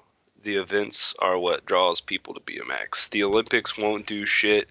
It did nothing for BMX racing. Why would it help freestyle? Yeah. The Olympics Maybe. changing racing is basically why I quit. Now, it it it did boost Hey, Micah. racing, right? Like there's probably more people racing than were when I was racing, right? But it fundamentally changed racing from BMX to a cycling sport, right? And I don't think it can do that to freestyle because of the DNA.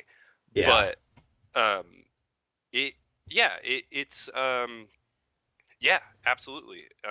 It took racing from being this, but on a track, and turned it to where we are today, where they exist in two parallel lanes of BMX, but different, you know.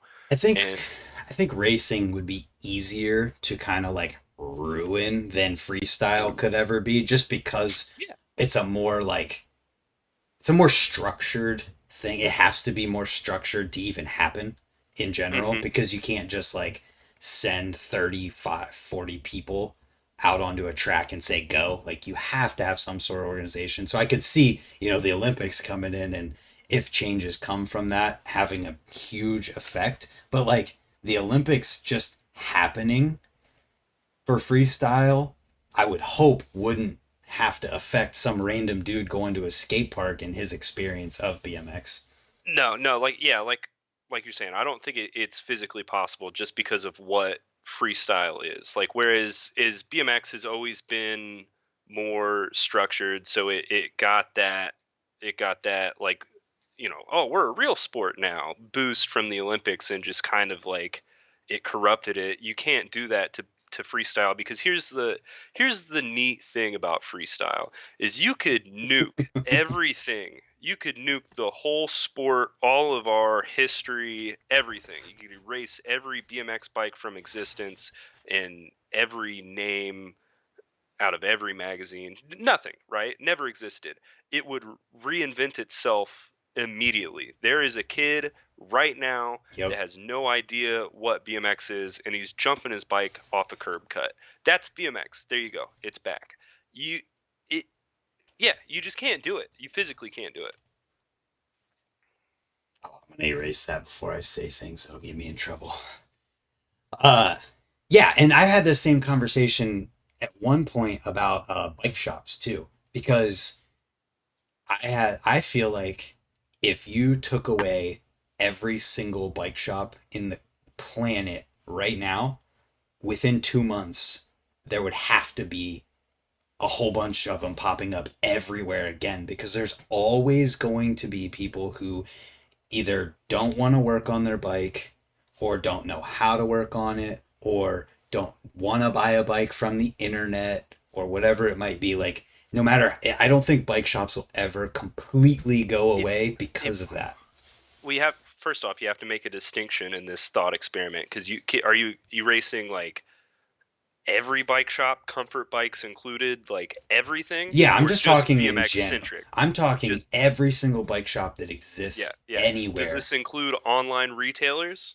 and not if they don't, not if they don't work on bikes. I'm just saying, Oh, like, I was gonna say if you erase everybody that sells a bike right now, it would be like a natural forest fire. It would level the ground and enrich the soil and basically let the industry boom again.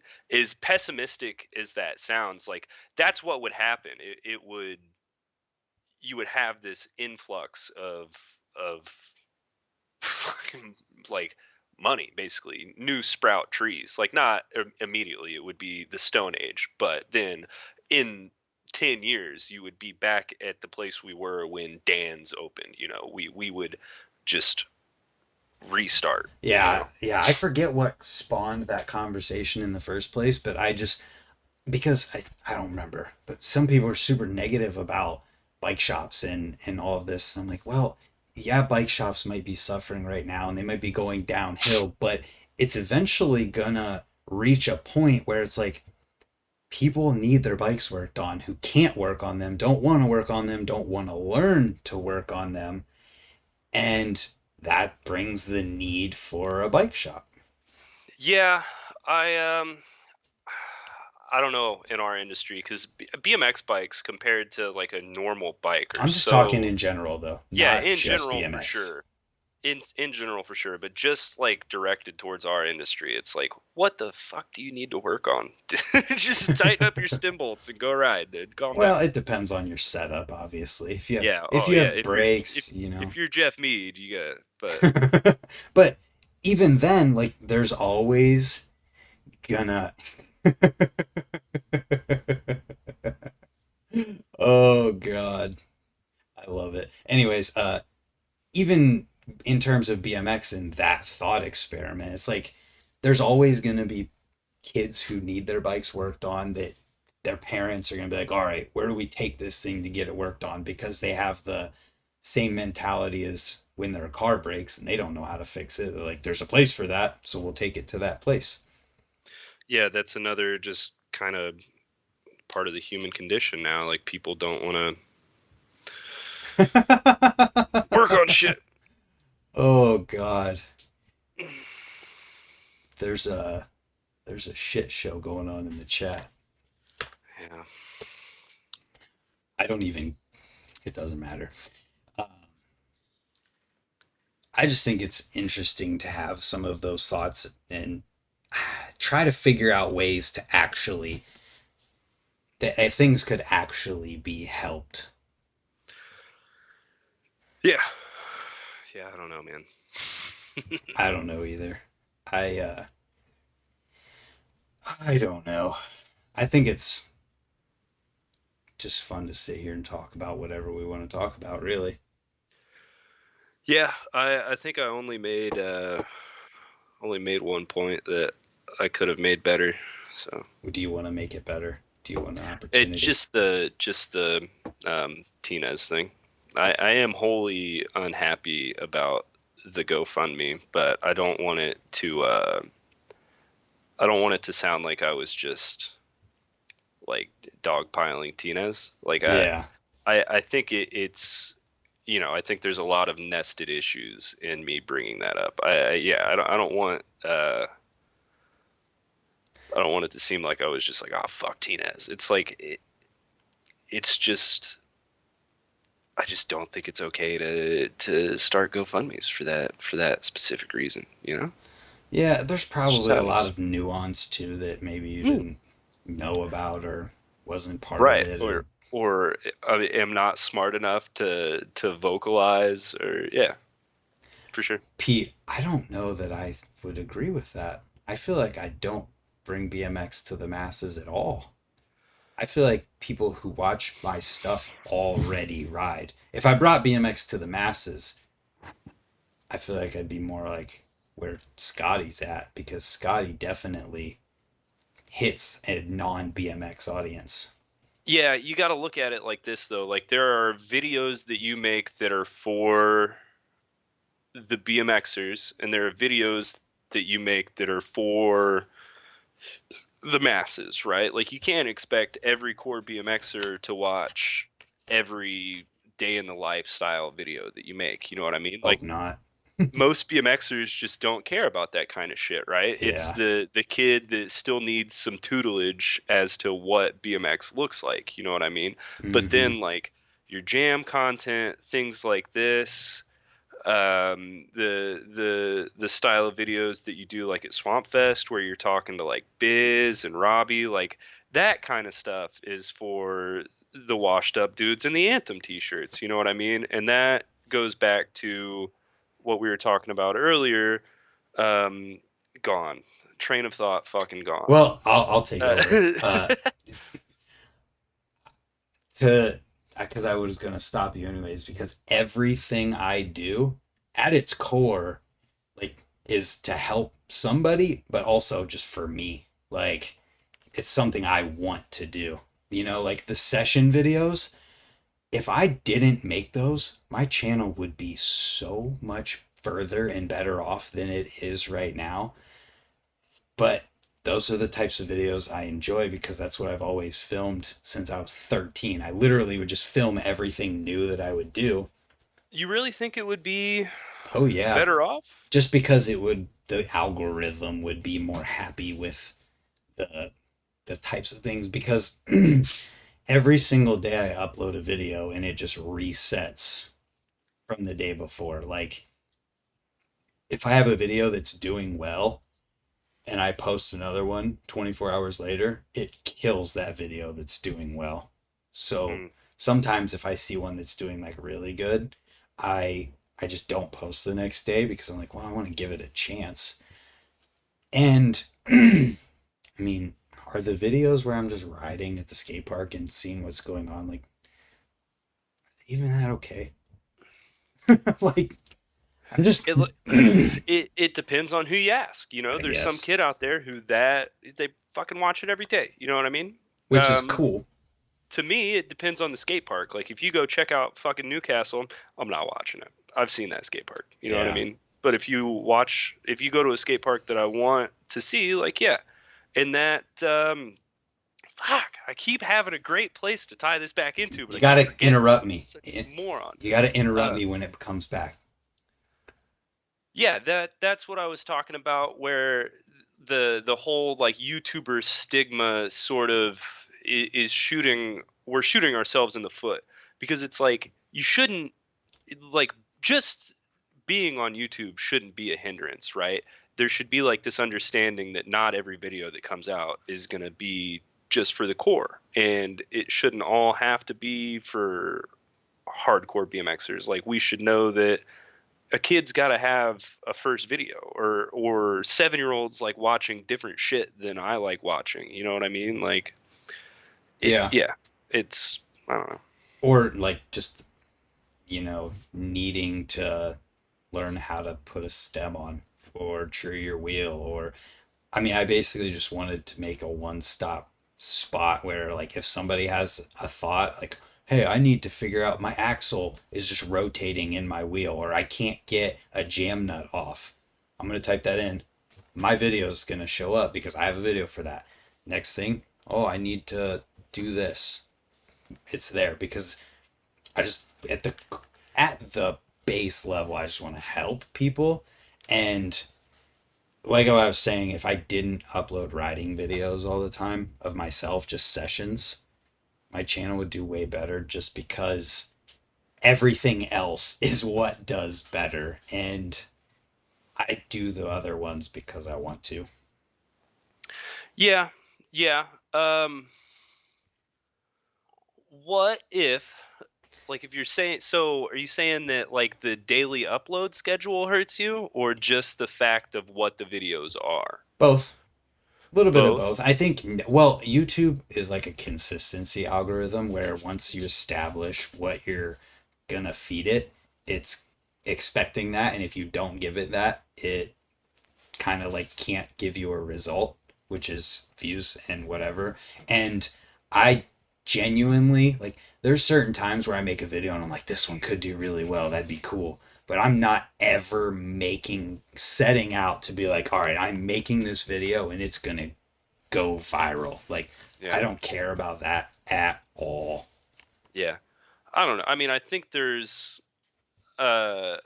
there's solutions to like the disdain you have with that. Like, it would just be like a change in format, I guess, where it's like, instead of doing pure like vlog style videos, you like save up for a couple sessions and then make like an edit, and then like the core people would be more apt to watch it, because there's definitely dudes that are like, I'm not watching some dude talk to his fucking iPhone. Except Like, unless it has to do with cars or something else that I'm interested oh in. yeah, But no, in for sure. BMX, no way. I do it. I do it. I know everyone But does it. Uh, yeah. there's a really good question here and something I actually would like to talk about. Kid Wilson asked if I feel like I actually miss out on some of the action at events by videoing all the time. So, I do. honestly, I've never felt like I've never cared a lot when it comes to that, because my reasoning for filming the events from day one was always like, I would go to an event and I'm the only person there filming, or there's no one filming, and I Hmm. see that and I'm like, dude, no one is gonna be no one when someone wants to remember this, all they're gonna have is the memories of it. So why don't I film it, and then there's a video there for everybody to go back and watch in 5 years or 2 years or whatever. Or in the Yeah. case of Curtis Obama, who passed away, like, I have stuff from events that he was at that's on there now that people can go back and watch, which, or Ray. And like, Hmm. as much as it sucks to talk about, it's like, that is a place where you can go back and see what happened at a random Tuesday session where he showed up. Yeah. I actually have a video from way back that he's in. I don't know if I can even find it, but what am I trying to say? So it's always been the, if not me, or if not Then someone who? else, then who? Yeah. If the answer is no one, then the answer is going to be me. So I'm not bummed when I'm at an event filming and I see no one else filming, because that means that it's there. But there are certain times, like this weekend, where there's going to be a mini ramp jam and a sub box thing where, like, I'm really lucky that I have Victoria Right. because Yeah. she'll grab the camera and film an entire mini jam while I get to ride in it. Yeah, and that I did have that issue though. Like, that was a really big thing for me actually, and I know we've had this conversation on your That's channel okay. before, but it's fine. I went through like a like an episode, like a manic episode where I was like, I didn't feel like I was a rider anymore. Like I felt like I was just turning into a filmer because there for like a year and a half, nobody knew I rode. Like all they Yeah. thought I did was hold I cameras. didn't And know how good you were even. yeah, and and then but it went the other way too, because it's like I would go film, and then I would get all sad because I like couldn't ride, and then I would go ride, and then I would be like, well, the thing I set out to do, I'm not doing anymore, and it Oh, that's just tough. um Stu talked about it somewhere on some podcast. And I forget what he said. This is a horrible shout out, but whatever he said about it made me feel a lot better about myself. And then and then now I haven't, I've just rode at every jam I've been able to ride at. Even the ones, it's weird, even the ones that I didn't ride at and didn't film at, I just had fun and enjoyed the moment, and like that was great too. Yeah, I don't know. I usually just I take the BMXer approach at any given moment, and that's what I do. Whatever the fuck feels right when I'm at the jam. If I Yep. feel like holding the camera, I'm gonna do it. And lately, I've kind of stepped out of that. Not lately, for the past like year, I've stepped out of that, and I want to get back to it. Um, I just don't know in what capacity. It might not be me holding the camera. There might be some kind of bigger picture thing that I need to do to make this kind of BMX media thing that I want to do happen. But It'll yeah, be to answer the question, yes, I've had an issue with that for sure. It fucks with me very, very heavy. Fucks with me heavy, fam. You know what I'm saying? you didn't say that in a high pitched crackheady enough voice. But yeah, it's you'll be back when there's something and an idea that you have that lights a fire of passion in you so hot that you can't do anything other than make it happen.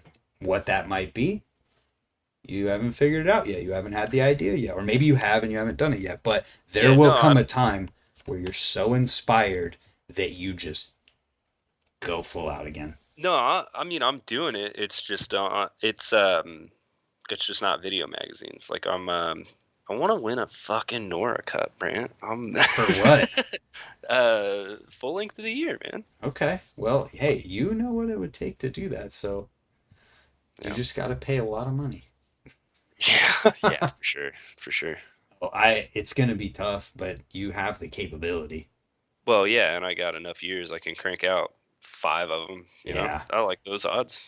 Um, but everything you were saying about riding, and then when you're riding an event, you're like, oh, I'm not filming or whatever. That's all I use an iPhone, and why sometimes the quality on a video isn't as good as it could be at an event or something like that is because I'll just have to set my phone up because I'm in the moment. I'm not going to not ride, but I'm also going to try my best to get it captured at the same time.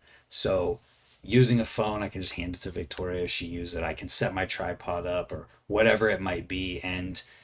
And then in just everyday life, a lot of people might see that I film every time I ride and be like, oh man, like just live in the moment or enjoy what you're doing. It's like, well, filming with an iPhone and just being like this with a tripod, literally I am living it, but I'm so like in tune with kind of like the focal length and what I'm Yeah, seeing with the camera that I'm just holding it and enjoying the moment or zooming and not even. That's why my footage sometimes sucks so bad. Is yeah, because I'm enjoying the moment at the same time while it's happening. Yeah, get ready to take a clip. I'm going to say something nice about Bram Moore. Oh God, There he's are gonna say something there else. there are there are things that you have filmed that I was like surprised that you had filmed because like in my recollection of the moment you were like there, right? Like I didn't remember it in terms of like, oh, I did this thing on video. Like I was just with my friends and we were doing the thing. And that's something that you've done that I've always thought was like fucking nuts. Cause I don't think I've never, there's no way I've done that for somebody else because every time I have a camera out, it's apparent, you know what I mean? Like Mm-hmm. it's a big fucking camera. Um, Yeah. but yeah, I've always thought that that's kind of crazy that we've had like entire sessions that I don't remember in terms of like we did this YouTube video and then I see it on the internet and I'm like, holy fucking shit. You know, it's like looking at my life from like a outside perspective and it's kind of mind boggling. But yeah. That's exactly the core of why I do it, because I realized that I could take that from doing it for myself, like I was doing since I started riding, because I realized at like 14 is like my memory sucks. One day I'm not gonna be able to remember a lot of stuff that happened just because 20 years will have gone by and a lot happens, and you're not gonna be able to just be like, oh, I remember everything that happened at this session 20 years Yeah. ago. I realized that really young, so it was like I I capture that, and then there came a realization too of I'm doing that for other people at the same time, and I really do need to get better at making it easy for people to like find a random session that they were at, and maybe it's a memory thing of like if you are paying attention and you know what day we rode together and this thing happened and then you see the video come out, then you remember the title and what the thumbnail was and you can find it easier. But like I wish there was a really easy way for me to make it not as difficult to find that again or know when it's there for other people. Yeah, I mean, I think the only thing you can do is start a website and categorize your Oh videos or God. yeah, or there's probably some, you know, super uh tech savvy way to like have a NAS a network attached storage server and then you could probably like tag videos in the metadata and like whenever you edit a video you could go into the metadata and like put all the names of the riders in there and then you could search through folders by rider name, but uh I'm not a virgin, so I don't know how to do that. but It's really funny. uh, Casey said but he's watched my channel more since he moved to Hawaii. It's a bit nostalgic now. See, like that's why I do it, man. I want people to be able to go back and watch, like the 30, yeah, I was going to say 30th birthday, his birthday thing that was in Columbus that we did, like just filming for that whole day and now being able to go back and watch that and relive it. It's cool. yeah. I watch videos all the time in the shop. Somebody will be asking a question about a certain thing, like we were talking about spines, and then we got to talking about the spine at Lawton and how ridiculous it is. My new local concrete park here in Fort Wayne has this spine that's 8 foot on one side, 6 foot on the other. It's concrete, coping to coping. It's absolutely nuts, and it's two bowl corners. It's a step up concrete coping to coping spine. It's insane. But then I got to telling them about the spine at Akron, which is Oh way yeah. more insane, way more Same nuts. thing, but 8 feet on both sides. Yeah, it's huge. It's Yeah. the biggest spine I've ever seen in my life, and nobody believed me. So we went and watched the Akron highlights Oh yeah. video did from that jam. Yep. Yeah, so that was a long story to say. Like, yeah, I watch videos all the time in the shop, just showing kids like, yeah, this is Changa. Yeah, I used to be able to do barfoof. Like, yeah, this shit. Hey, your bar foof was in the first minute of my best of 2023 video. Just Yeah, saying. I did that with a broken wrist. Just saying. Well, let me re-edit it and put you saying that in there. That Put was a a broken wrist clip. yeah. Um, and I'm not trying to turn this into like talking about me or anything, but No, that's fine. I've just been burning on the inside the whole time we've been doing it. well, you can't say anything nice about me. It's fine. No, no. It's I don't even know how we went down this tangent, but yeah. Because I'm not helping at all, man. I'm not. No, it's just we just want to see better for BMX. That's why we have these conversations. That's why Mhm. these topics come up. We just want to see BMX do better and see more people ride and have fun and get to experience things like we do. Yeah.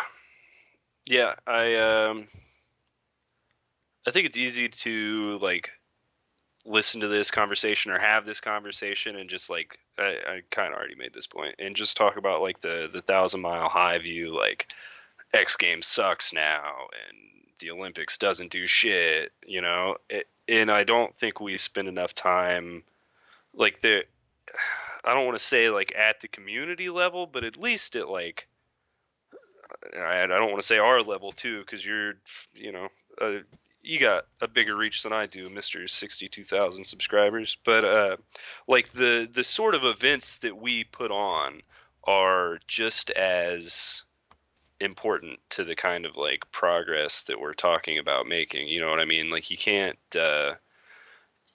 You got to see the forest for the trees. Yeah, well, the way Trey Yes.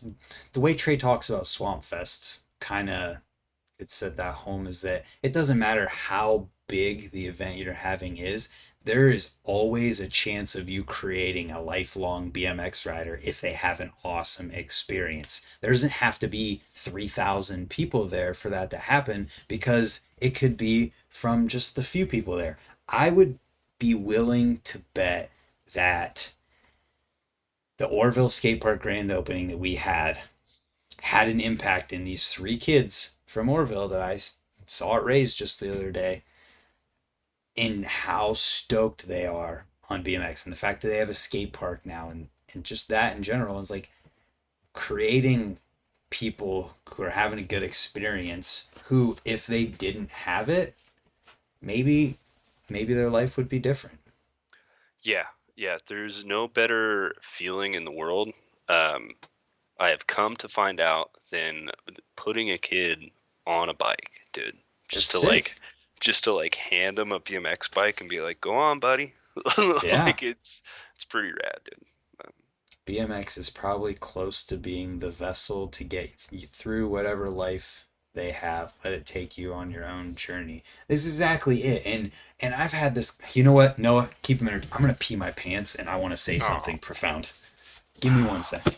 Talk I've crap never about been me. in charge of the Say stream by something really myself mean. before. Say mean things. I can't. I don't know what to do.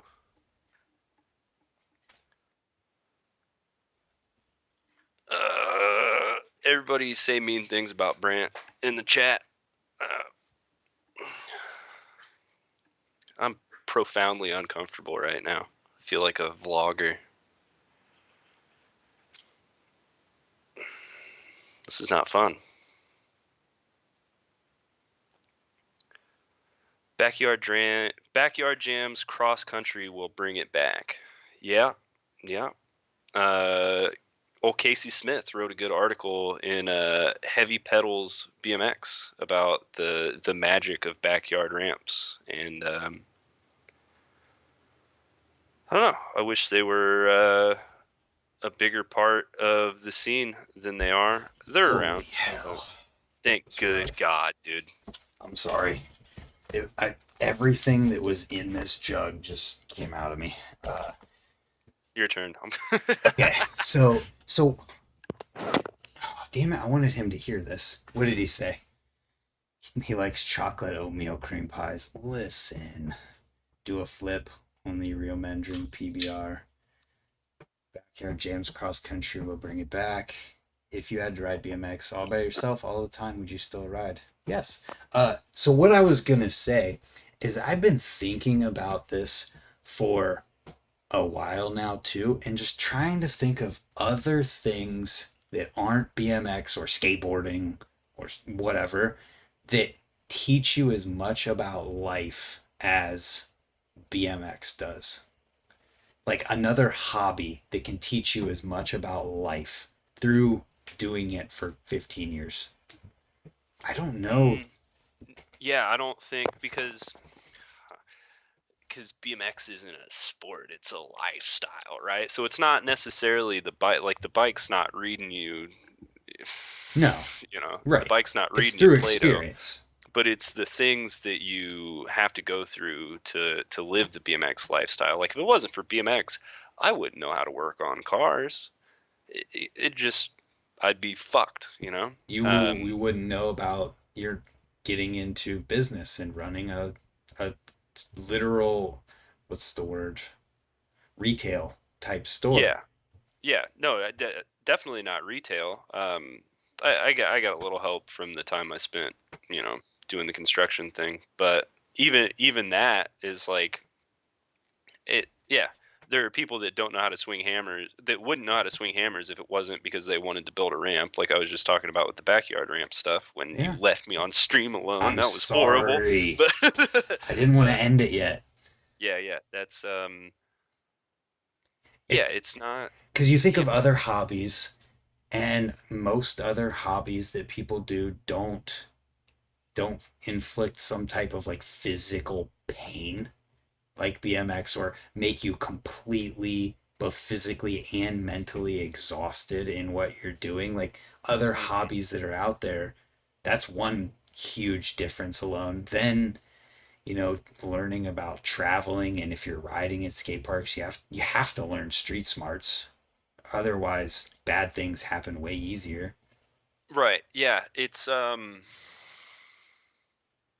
yeah, but whereas like in other hobbies, um it's the hobby itself that either grants you reflection or causes you to internalize or learn something about yourself. In BMX, it's you are changing who you are to get to the hobby. Like a lot of us wouldn't travel the way that we do if we weren't going to ride BMX. A lot of us wouldn't have the friends that we have if it weren't for BMX. Hell, there are a lot of hobbies I wouldn't have if it weren't for BMX. Like it really is like at the cellular level. Yeah. Uh, yeah. And in through thinking about this and trying to come up with something else, Dustin said motocross. That's in the same family of things like motocross, BMX, skateboarding, anything that's like that is in the same vein. But I'm talking about things outside of that. Like I'm trying to I, figure I out. don't even I don't even agree about skateboarding and motocross. Maybe skateboarding to a degree, but like a lot. This is obviously generalities don't work for everybody, but a lot of the staying power in people's lives for BMX comes from the fact that at a certain point in our lives, that bike was our lifeline. It was our mode of transportation. I guess It's that's not only true. how we had fun, it's how we got home. It's how we got away from danger or the cops. Like it was an extension of our lives. Whereas like motocross, That's true. you're not riding that to school. You're And begging mom to buy you one, or you're working overtime to buy one so that you can go do it. that's Whereas true. like BMX is in some way something that you do to facilitate the rest of your life. As weird and fucked up as that sounds, Yeah. like So the community aspects are there with motocross, but not the same. Yeah, it's just not quite at the same level because with BMX, you're expressing yourself through whatever you want to do on your bike. Motocross is more of like, unless you're doing freestyle motocross, which you could be, but it's still also not quite the same. But it's riding around the track, riding in your yard, whatever it might be. It's different. So yeah, like I don't know if there's anything out there other than action sports that is like this. even close. Skateboarding would be the closest thing, and even that, like, It's still this. It's similar because the very similar. community aspects exist. The failing to learn, the Yeah, yeah. pain, the all of those same type of street smart stuff. But every other hobby you can think of something else in BMX that hobby doesn't teach you about life, or you can't learn about life through it. Hmm. Because a Yeah. lot of those hobbies have the community aspect. Oh yeah. There's ways to get into community with pretty much anything like that. So I would say the majority of them. yeah, but that's The why. community aspect is probably the most common part. Yeah, Um, yeah, because you golf. can find that in like, dude, nobody's buying I know. 95 Luminas to go play golf. You get out of here with that I one. know. I someone said golf is a great hobby. I'm Yeah, just golf is a great hobby. just saying like that's a perfect example of something that you could talk about Yeah. where you don't learn about hurting yourself to you don't put yourself through the same type of pain and struggle with golf that you do with BMX. The Hmm. community stuff's there. The failing to get better and trying over and over and over again is there with golf. But like Yeah, how many but people are working on their golf clubs? You know, like learning those types of skills. yeah, I re-gripped golf clubs, That's not the reshafted my same. driver. Is that But the the thing I same? never did is I've never bankrupted myself to go play one more game of golf. I've definitely bottomed out my bank account to go ride my bike for a weekend. You Yeah. know, I've never, I've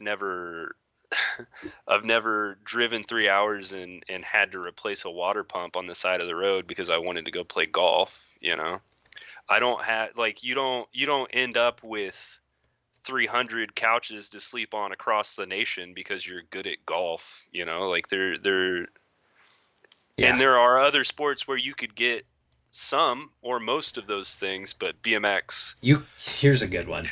I got a yeah, really good one. yeah. You're not going to go to a random golf course and meet somebody and then end up having a place to stay in that state that night by just golfing. Unless you meet some random person on the driving range and you guys hit it off somehow. But like you go to the golf course, you're not going to you get what I'm saying? Yeah, yeah. Um, One second. Uh, No worries. Jay said music. That's a very good one. Music could be That's similar for sure. Teach you about yeah, a lot of aspects. And I guess music has things that you'd learn about that you wouldn't necessarily learn about bikes or BMX. yeah, yeah. Interesting. It's a good one. That is a really good one, but it's still I just can't think of anything that is as all encompassing What as about BMX. scooters, Brant? Uh, it's still okay. It's still the same thing in my eyes as like you can learn most of the same stuff through scootering and whatever that brings that you do BMX. It's not exactly the same, but Yeah, the base core like physicality and potential of hurting yourself and learning through all the same failing. things except for how to talk to women. It's I mean, I don't I'm sure there's stuff. Yeah, but can you learn to change the oil from a guitar? Guitar oil. Change the oil on your trailer? Yeah, you gotta do that. It's identical to BMX with more money being involved with a band and it's more of a job. There's definitely parallels. I think you could I don't know. What do has BMX ever felt like a job, a For day to me, you in your life? Yeah. um, when I'm 200 tries deep on a trick and I don't even know what's pushing me anymore to keep Hmm. trying it, that's when I'm sitting there like, dude, this is work. Yeah, you don't. But like a job to me. So like, I was a carpenter for 10 years, and none of that. It never felt like a job. You know, like I was always proud of my work. The Mm-hmm. things I did that felt like a job was like in high school flipping burgers. Like I never wanted to go do that. Like yeah, there were hard days when I was swinging hammers, but i- in so like when I have a battle with a trick, even though like I'm upset, I'm frustrated, it's still yeah, sure it's work, but it doesn't feel like a job. It's not something I resent. Like I'm doing it willingly, you know what I mean? Like Yeah. I feel like if there were ever a day where it was like I don't want to ride my bike, but I have to, I'd be like, yeah, that I'm gonna step back now. Like that. Yeah, I've never had that. I've had exactly that, but I've never had the way you're describing it. You know, like you have those days where it's like I can't, but I'm riding. I have to ride. I don't know what's in me that's making me do this, but I have to, or I'm gonna go insane. Hmm. Yeah. It's not quite the same as like, well, I have to go to the skate park now and clock in. Right. Yeah, yeah. That's what I'm saying is like there are days, but I would never say that I don't want to ride. There are days that I don't want to ride that hard. There are Mm-hmm. days where I don't want to like run through my trick list, you know, but I still like want to be at the skate park. I want to hang out with the BMXers. I want to shit talk the skateboarders, you know, that all the BMX things. Yeah, even knock on wood, even the days that I'm at the skate park not riding, I'm just there Mm-hmm. doing stuff. Yeah. So far, I haven't had one where I'm like, don't want to go do this today. You know what I Yeah. mean? It's just, it's not, I don't know. And Yeah. I don't know if that's something that's inherent to BMX or Well, it's just your what, but passion and what you yeah. love doing, and it can exist with anything that people do. Like, I have making videos so ingrained as a part of who I am that I go to the skate park, and if I don't film, I feel like lost. I'm like, Hmm. I don't even know what to do with myself right now. Like, I just feel wrong. I don't like this. Yeah, you need to get off of that. Why? It maybe, I don't know. I don't want to, because like I understand the like the sort of personal fulfillment the like filming every day thing is, but like there are some things that are supposed to just be internal. You know what I mean? Like Isn't that a that's something personal that choice? yeah, no. I it's something I firmly believe that it's like some things are like s- become more sacred by only being not everything, maybe not even most things, but like some things that are just shared between the people that were there in that moment become like eternalized by like that was just something that I was there for. You know what I mean? So that's also part of why I film those, because I can't remember those moments, and if I don't film it, it's gone. It's gone and I'm But never going to remember it. this might be like too abstract. I might, you know, You're an this, artist. I might be no, You're an artist. I might be reaching into astrology realms here, but like just the act in and of itself of filming it transforms it from what I'm talking about to like I don't want to downplay it because like I've in this live stream expressed how grateful I am for Yeah. you having filmed those moments, but like what I'm talking about is like at nowhere when I said I shit talked to you. I don't remember what I said, but I said something to you and I was holding a beer and you like kicked the beer and like spilled it on me. That's like something that me, you, Joey, and Bree remember because we were all right there. You know what I mean? That's like a moment that is like enshrined in my brain. You know, and I've had a lot of those on wish the bike. wish I had that on video, because then I we could relive it. I have a I moment. don't because it's hilarious to tell people like, can you believe that Brant Moore kicked a beer on me? And they're like, what? You know? I I love capturing those things so that they can be remembered even better, because Me too.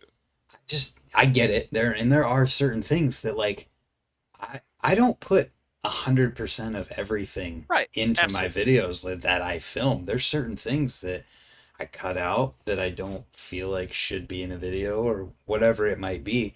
And It's there's like a sweet and sour dynamic to it where it's like sometimes the things you don't have on film make you more appreciative of the things that you do, you know? yeah. Oh Sometimes yeah. And sometimes you got to make a sacrifice. yeah, it's weird. I Yeah. feel like I'm not me if I'm not filming something. Yeah. And there are definitely days where I go to the skate park and I don't film anything at all. Hmm. And I don't know, they're just weird days, man.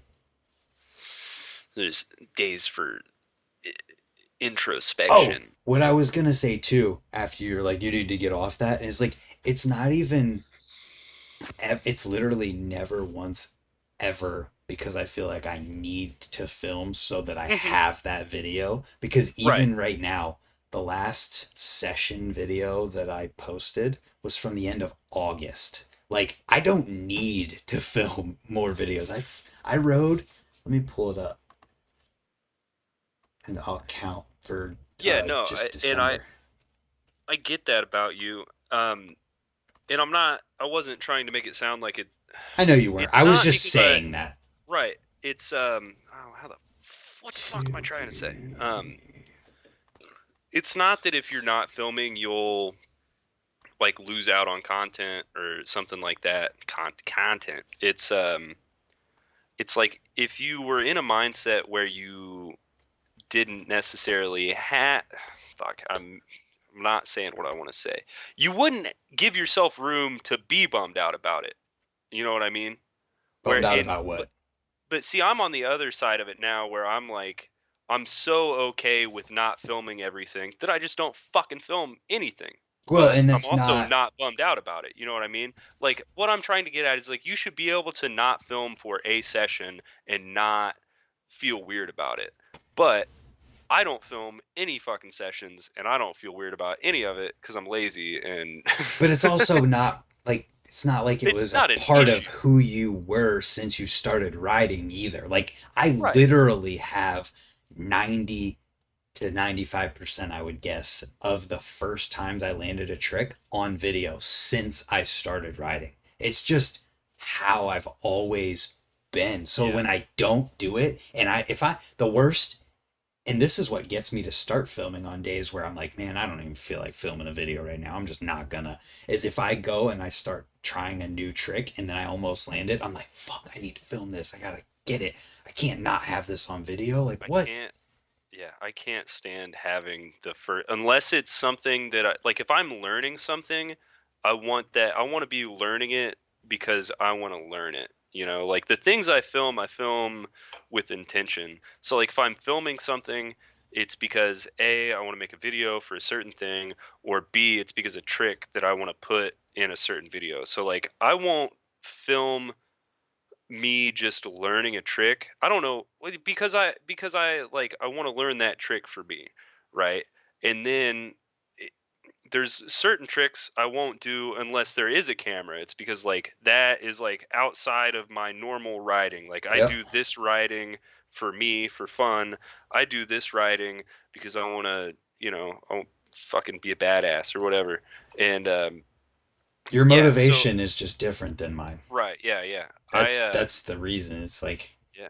you're not filming yourself learning a trick because your motivation behind filming it would be different than me filming myself learn a trick is because that's what I've always done. It's part of who I am and I just want Mhm. to document that for myself for the future.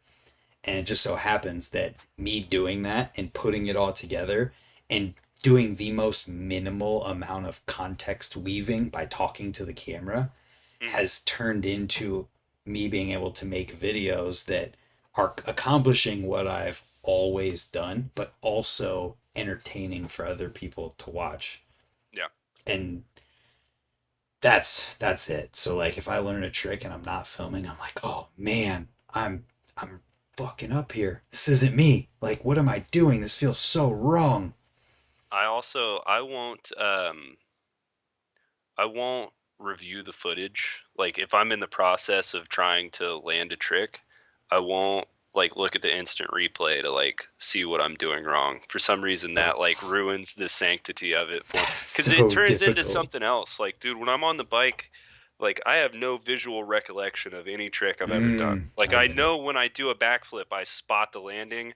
I don't have a mind's eye that can replay those tricks to me. I just don't. I don't know if that makes sense, but I don't. So like I won't watch replay the footage of me doing a trick because then my brain goes like, "Oh, well I was doing this." And then it fundamentally changes how I'm attempting the trick because before if I don't watch it, it's all like fluid motion, fucking poetry in Yeah, movement. that's I'm fair. just like I'm doing the thing. And then as soon as I see the clip, I'm like, "Oh, well if I adjust my yaw by 3 degrees, I can land an inch closer, and then it fucking changes how I think about the trick going into it, and it gets weird. It's the whole thing where it's like your tongue is sitting awkwardly in your mouth now, and you're just like, ah, fuck, what do I do with my tongue now?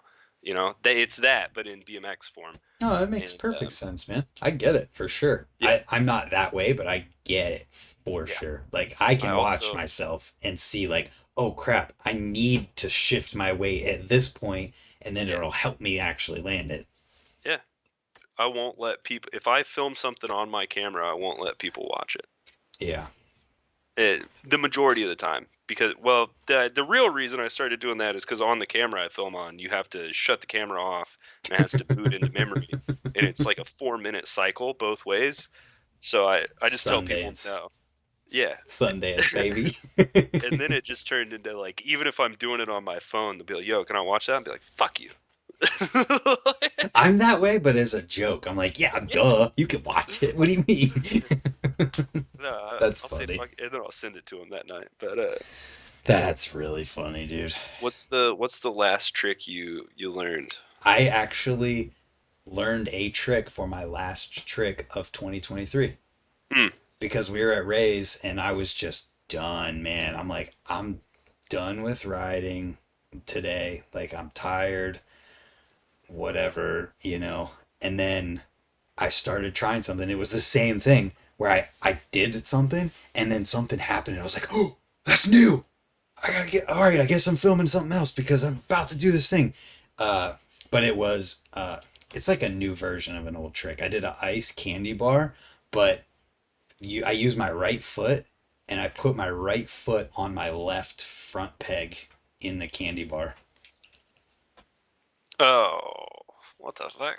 It was hard. I almost died a couple times trying it, but that was the last thing I did. I don't even know what you would call that. I That's don't know either. it's a good one though.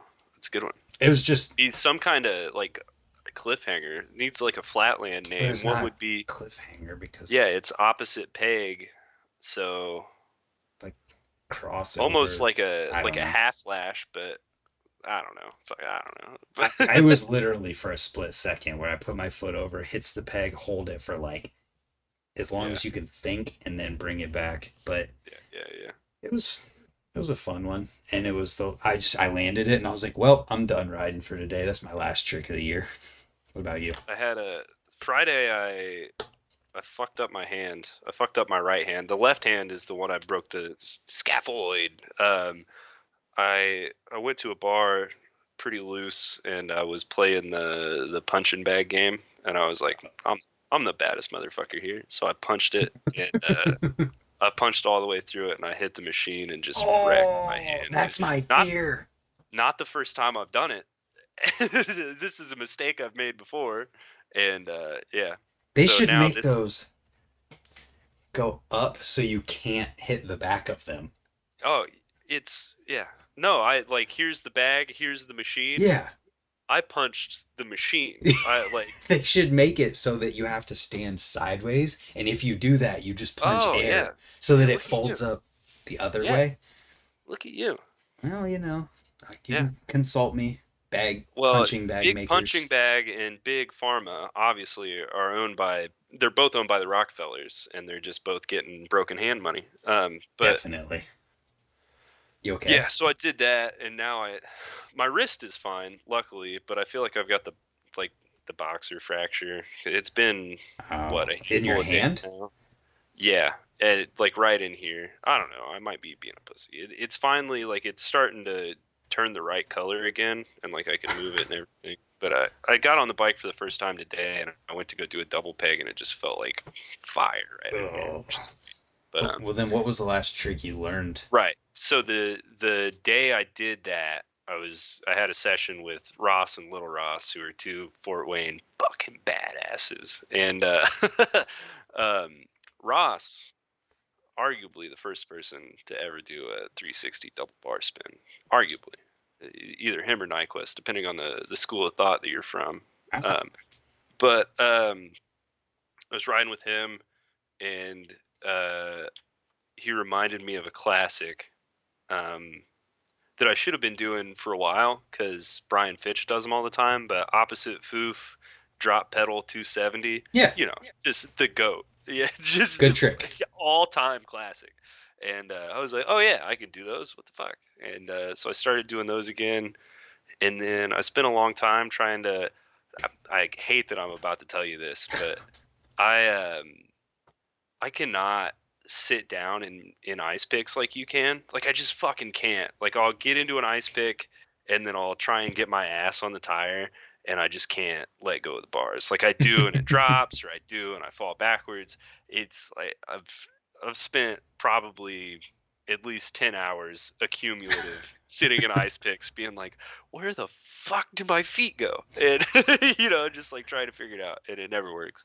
But in doing that, I was just fucking around. I did ice. I like doing, the one I started doing that day was ice, and then pop up to tires on the coping back in. Just, now that I spend every day of my life in a skate park, something I've always done is, like, anytime I ride, I try and do something semi new. I feel like that's how I, because if I just go to the skate park and run through my trick list, I'm like, oh, well, what the fuck, Yeah. what's it worth? Yeah. So, like, I always try and do something that, like, gives me a little motivation.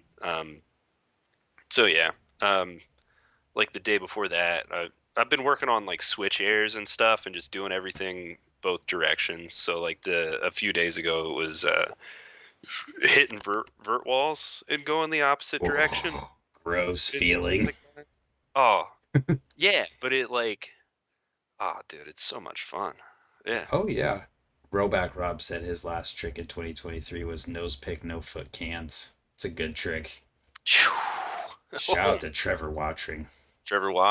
Nick Harkins. Oh, yeah. Nick Harkins. I wish I could watch him ride more often. Top 5 all-time favorite Midwest riders. You're asking that, or he's in that? I'm asking you. Top 5 all-time Midwest riders. Can we say Ohio doesn't count for Midwest for this? People you know personally don't count. People I know Nick personally, though. Fuck. Just tell me I can't put Sponge on the list. Sponge counts. Sponge fucking counts. He's number 1 then. Yeah, no shit. I could have called that before I even asked the question. No, I'm trying to think. Nick Harkins is definitely on that list. Just, the dude is amazing. The stuff he can do, just mind-bending. Like, the fact what that... What sucks is my list for this isn't that much different from just my all-time. Well, that's because they're that good. Like, Nick can go and do a 3 downside nose pick whip over this double coping spine, and then do a suicide double truck over it. Yeah. My favorite Harkins is he does the seat cans, whereas, like, his front foot, his back foot's on the seat and his front foot's over. I think is that the bloody booger? I don't know. I don't either. Your mic got further away from your mouth. It's harder to hear you. So definitely be those 2. Harkins. And Sponge Harkins. Man, this is how far west does Midwest go? I think it ends at Missouri. So I'm pretty sure. So Bobby. Ooh, Bobby's in Missouri. Altizer? Yes. He's so good. I'm just going to put front brake guys on the whole list. We've done this on your channel before, top 5 Midwest front brake riders. Bobby, Nick, TJ, Yeah. Who else is in that area? No, I was wrong. Um, Oh, you're looking up West Midwest. includes North Dakota, South Dakota, I got it. Nebraska, and Kansas. Oh, wow. I mean, Hmm. Midwest, it makes sense. Michigan counts too. Wisconsin, Illinois, Missouri, Iowa, Minnesota, then all the ones you just said. Man, this is tough. It's hard to think about. Who else would go on there? I don't know. My brain's kind of fried. Little John, Brandon Harris, first two Fair. Milwaukee dudes. Fair. Had all time favorites since I was like fucking 7, dude. Yeah, LJ's the best. I don't give a shit what anybody says. LJ's the best. Um, I mean, Dave Frymus from that area, so like, yeah, he's Primus, good. front brakes. There we go. All right, Hmm. I got another front breaker. Yeah. I always have a hard time. Uh, so like on my normal top 5, I always want to put Matt Sparks on, but he always misses out by a spot. I think Matt Sparks is fucking up there, dude. It's fair. Just yeah. Um, Midwest. I feel like we just have to sit here and have a whole conversation. Let's do that next time because oh, I'm gonna miss on. I just don't want to yeah, miss. And I think we could sit here and have a whole conversation, and then at the end be like, okay, these are the ones. Instead of yeah. being like, we could sit here and have 10 minutes of it and be like, oh crap, that guy. Oh, then there's that one. Oh, but what about Yeah. that one? That's the best, isn't I mean, it? it's what it is, what it is. But Top 5 Midwest BMX riders right now. it's the same, except No. Frymouth's not there. No, currently riding. Bobby still rides. TJ still rides. Sponge Yeah, still yeah. rides. You're not putting like Gage or See, that's why it's so hard. yeah, or Thayer on that list. I mean, those are 2 spots on my list for sure. Current Midwest BMX riders, they're just fucking up the It's game, dude. hard because when I think Midwest, I genuinely don't think about Ohio and Michigan. What do you think of? Everything else on that list of states, Really? I don't know. It just doesn't come to mind. See, I literally only think of like Wisconsin, Indiana, Ohio. Those are the It's only funny. ones I I don't give even a know shit about. why. Literally Yeah. don't know why. I What guess, okay, you so, want to know why? It's Four Seasons, Changa Flow, Muncie. oh, the Yeah. big indoor skate parks of the Yeah. Midwest. Hmm. Uh, you got to have Jacob Thiem on that list. He is Yeah. just Nobody. he's Yeah. Nebraska. He's on the Hmm. fringe because he's in But he Nebraska. moved. But he moved. He moved back. He moved back. He lives back in Nebraska now. All right, I'll give it to him. If he was still living out west, I would. That would technically, It would yeah. disqualify him, but Your yeah. current, yeah, address Yeah. is what it's determined by. Yeah, I'll take it. Dom Mock, dude. Fucking It's Dom. Oh, God, dude. it's so hard of a thing to try and figure out because there are so I was many. thinking other stuff. Like, how could you not put Gerber on there? Chris? Zach. Yeah. Fun fact about Chris Gerber is that Oh, God. I had he was in a Dan's comp Yeah. calendar, Yeah. and I cut out all the pictures from that and put it on my wall. So until I moved out of my parents' house, he was on my wall. Gerber was on your wall. Yeah, That's fucking awesome. Yeah. doing a no Yeah. foot cam. He used to ride my local all the time. This is so tough because there's so many Yeah. Ohio dudes that you could put on that list. There's so many. There's 5 from each state, pretty much. Not each state. If you talk about Missouri, it's going to be hard to come up with 5 people at the top of that list. But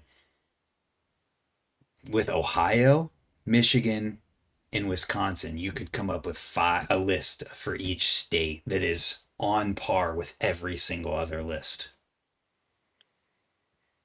Yeah. Because there's just been Dude, so many. if I could build like a fantasy BMX team, the problem with Indiana dudes is that we're too like the Midwest gets that it gets that stigma where we're all like super nice and we say like oh and like hold doors open for people, but then in BMX the Midwest is like salt central and we're all like fuck you, you know. So the problem with all the Indiana riders is that they hate Instagram, they hate filming shit, they hate you, they don't know you, they hate you, and They hate yeah, me. no, they hate everybody. Oh, I Is was what gonna say, I think they they just hate. no, they don't. Well, you too, but That's fine. no, I'm just kidding. But Get in line. get in line. Get in line, bitch. There's a long one. Go to the back. We don't care about you. Yeah, no, I could put a pretty good list of Indiana hitters together. I want to do that. I want to make the Midwest Bowl where we get a team of 5 BMX riders from each state and we just have them. Just So how do you? I mean, it's fantasy, obviously. So right. how do you move forward once you have the lists? Do you make people You'd have vote? to have a an RBMX Nora Cup style cabal of core BMX judges that like review the plays and they go like, well, that tabletop was pretty textbook. We'll give that a 45, you know. What if it was just well, okay, so there's ways to do this. Yeah, for It sure. could be done in Instagram polls where Yeah. where it's not just one person doing the poll so that you get the bias of the geographic location. Like if I posted one, the Right. Ohio people are obviously Oh yeah. gonna win. So I'd lose on that one because none of them have Instagram. Nobody here has. They just don't give a fuck. so that makes it even more tough. Yeah, yeah, yeah. That's what I'm saying is we need like a cure. We need to go back to like we need to, like revolutionary America. We need to elect our electors that that are going to judge the All right, so competition. how do we figure out the electoral college of our Yeah. electors? No, pre-electoral college. This is before everything got fucked, dude. We're real democracy. I think this is an entire 3 hour conversation in itself, though. I already did the Ohio one with, I didn't do a list, but James from early 2000s and I did a podcast where we went through all of the pro riders to come out of Ohio. Yeah, I remember that one. That was a good one. That was a He, fun one. he needs to be on the internet more. I love that guy, dude. He I don't is. think It's just on I'm Instagram. yeah, yeah, but like, oh, his Instagram lives, dude. I yeah, he would always do them because he's in like He's in Tahoe area. yeah, he's in Tahoe, so we'd always do them. He would start his lives where he would let anybody jump in, and this was when I Hmm. was still doing the Scene's Not Dead, so I was like real eager to get in there and be like, I do a video magazine, please watch it, But he would it was when I was like drinking a bunch too, so he would start his live streams whenever I was pulling into my driveway from the bar, just fucking hammered. And the one time I like tried to get in there, um, my phone like just skitzed out, like would not Oh, connect. So it like connected on his end and I could hear him, but there was nothing on my end. So he was like, "Oh, the scene's not dead. I know that guy." Wow. And I that was like, sucks. "Yo, what's up?" And nothing, it fucking yeah, it Every bummed me out. time he and I get on there, though, there's problems too. Every Yeah, single time. I love that. I love everything that guy does. That guy rips, dude. It's really cool what he's Yeah, built through just that one time period, and it just shows how many people are stoked. yeah. And it's a thing. I'll finish my thought, then you go ahead. But it's a No, thing that didn't really exist before that, you know? Like there mhm. was never a great there's the BMX movie database, but you have to like know what you want to find or just randomly click through stuff to find stuff there. But on Well, his it's yeah. page, it's just curated him picking stuff out and posting it. BMX IMDb is like all the historical resources we have are fucked. BMX IMDb is not infallible. It doesn't have any of the fucking ride videos. Living in Exile is not in there. It's not perfect. It's a great resource to have. I'm glad it's there, but it could use work. The problem is that it's one dude who's doing it, as a passion project. Like, Mm-hmm. of course, it's not going to be perfect.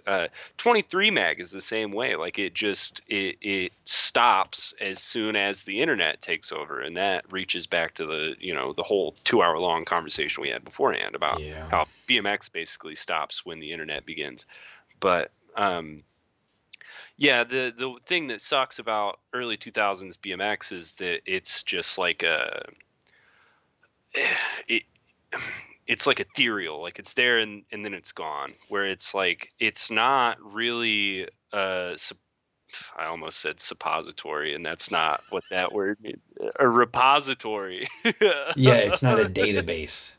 Yeah, it's not like a well of BMX history. It's just it's flashes in the pan.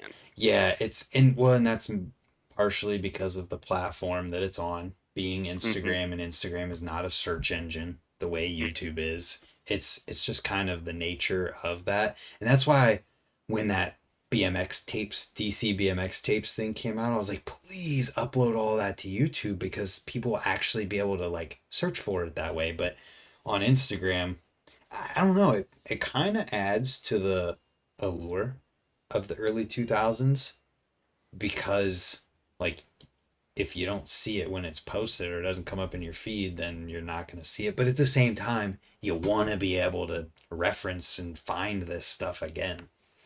Yeah, the whole thing I was talking about with it's like some things just being for the moment.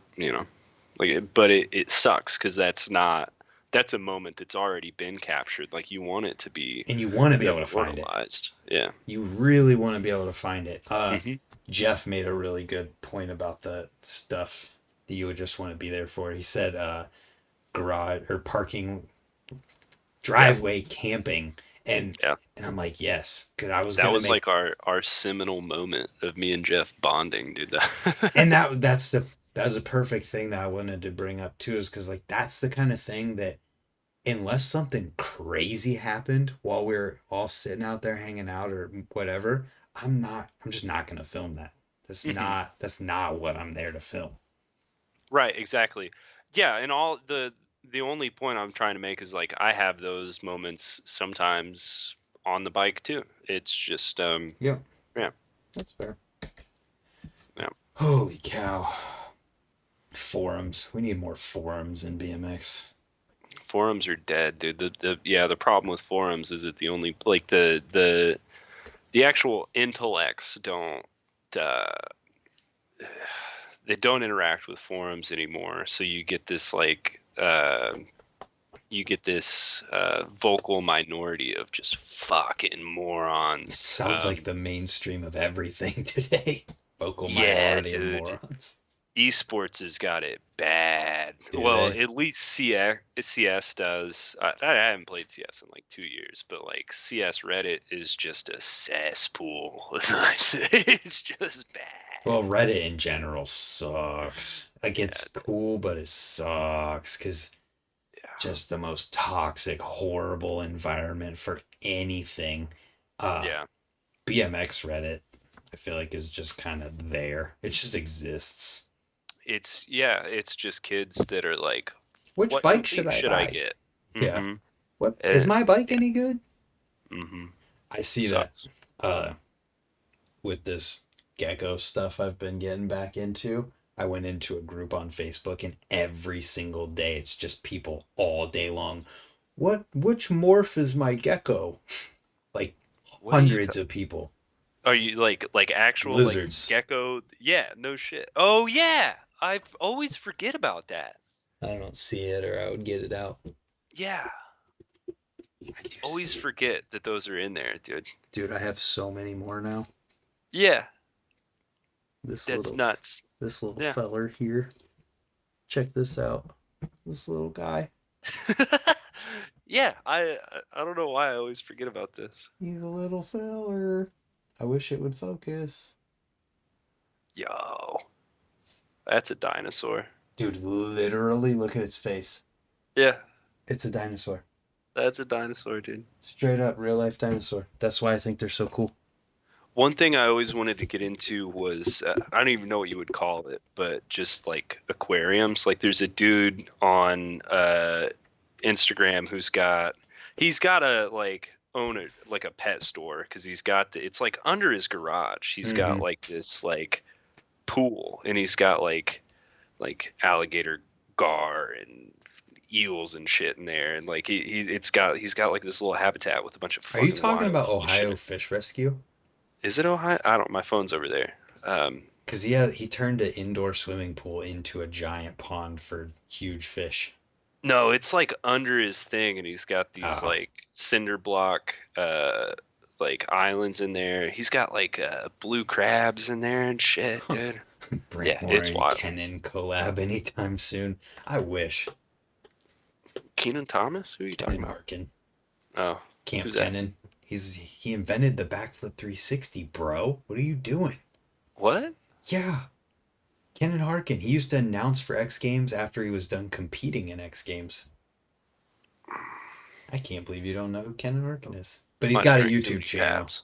Does he really? He has a YouTube channel called Camp Kenan where he's got all these reptiles and turtles and ponds and cool stuff down in South Florida. It's cool. Am I going through an episode of Fugue right now? How have I never heard of this? I don't know. He was on Scotty's channel a couple times. Yeah, dude, there's no way I've got to be having an episode or something. Dude, There's he no way I didn't know literally about that. invented the backflip 360. That sounds like a trick that so uh yeah, I used to have so many goals. I have to know about this because I had a whole script written. I was gonna do this. I also used to have a fetish with being BMX's first real journalist. But I wanted to do this thing. Uh, and I've also, God, I just keep going down rabbit holes. It all stems from me wanting to have a documented place where you could go and find all of BMX's real firsts, right? So, but yeah, Yeah. somewhere on some hard drive, I've got like a list of like, tail whip, Joe Johnson, double tail whip, Joe Johnson, this and that, That's and cool. sources and shit like that, and yeah. 23 But it Mag is stopped. sort of like that. Sort of, but I wanted to do it like I didn't want to be who's the guy that does the shitty ones about it? Jimmy the Giant on YouTube. Does that sound right? Something Oh, like the that. BMX is dying guy? Yeah, yeah. Well, That he did all video? right. He did all right. He He didn't did do. decent. He did okay. I watched it fully expecting to leave a hate comment, and then I was like, well, I can't really say anything. But yeah, I didn't want to do that because that is just like read Wikipedia, type script, Yeah. get uh you know fucking meal supplement ad revenue money. But so I want like where it died was I was like I had all the information, and then I was gonna go and like start trying to sit down with the people and be like, Oh, tell me, Matt Hoffman, tell me about the flare in Canada, and that's cool. that thing, That'd be and a then really cool concept. yeah, and yeah, Maybe I'll steal it. you could. I don't want to do that. Yeah, and that's the other thing. Well, that's another hill that it died on is I didn't want it to be seen as a fucking YouTube video. I wanted it to be seen as like fucking YouTube could just be the platform, bud. right, but people don't see it like that. It only That's matters if you do. it matters to it matters to me. If one person was like, "Have you seen this YouTube video?" and I'd be like, "Fuck you." That You're was such an artist. that was a hard documentarianism that I did, or You are an reporting, or whatever the hell that you want to artist, call Noah. it. Yeah. God, I am artistic, that's for sure. I love it.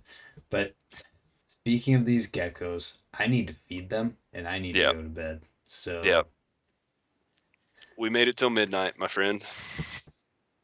almost 3 hours. Yep. Take that, Magoo. I'm sorry, everyone, for having to sit through this. And to I everyone that we pissed off, genuinely, go fuck yourself. I'm glad you said that. Yeah, I was gonna sit on here until the viewer count dropped, but these psychopaths just stayed here. They just love you, man. No. You're such a good YouTuber. Shut up. You gonna go make another YouTube video? No, I'm gonna go vlog about my day at the shop tomorrow. Okay. I can't wait to All watch right. it. All right, Well, everybody. Have a good night, and we'll do this again sometime soon. see you on Saturday, boys. Bye. Peace. I'm actually hanging up. Yep, I gotta piss. Okay.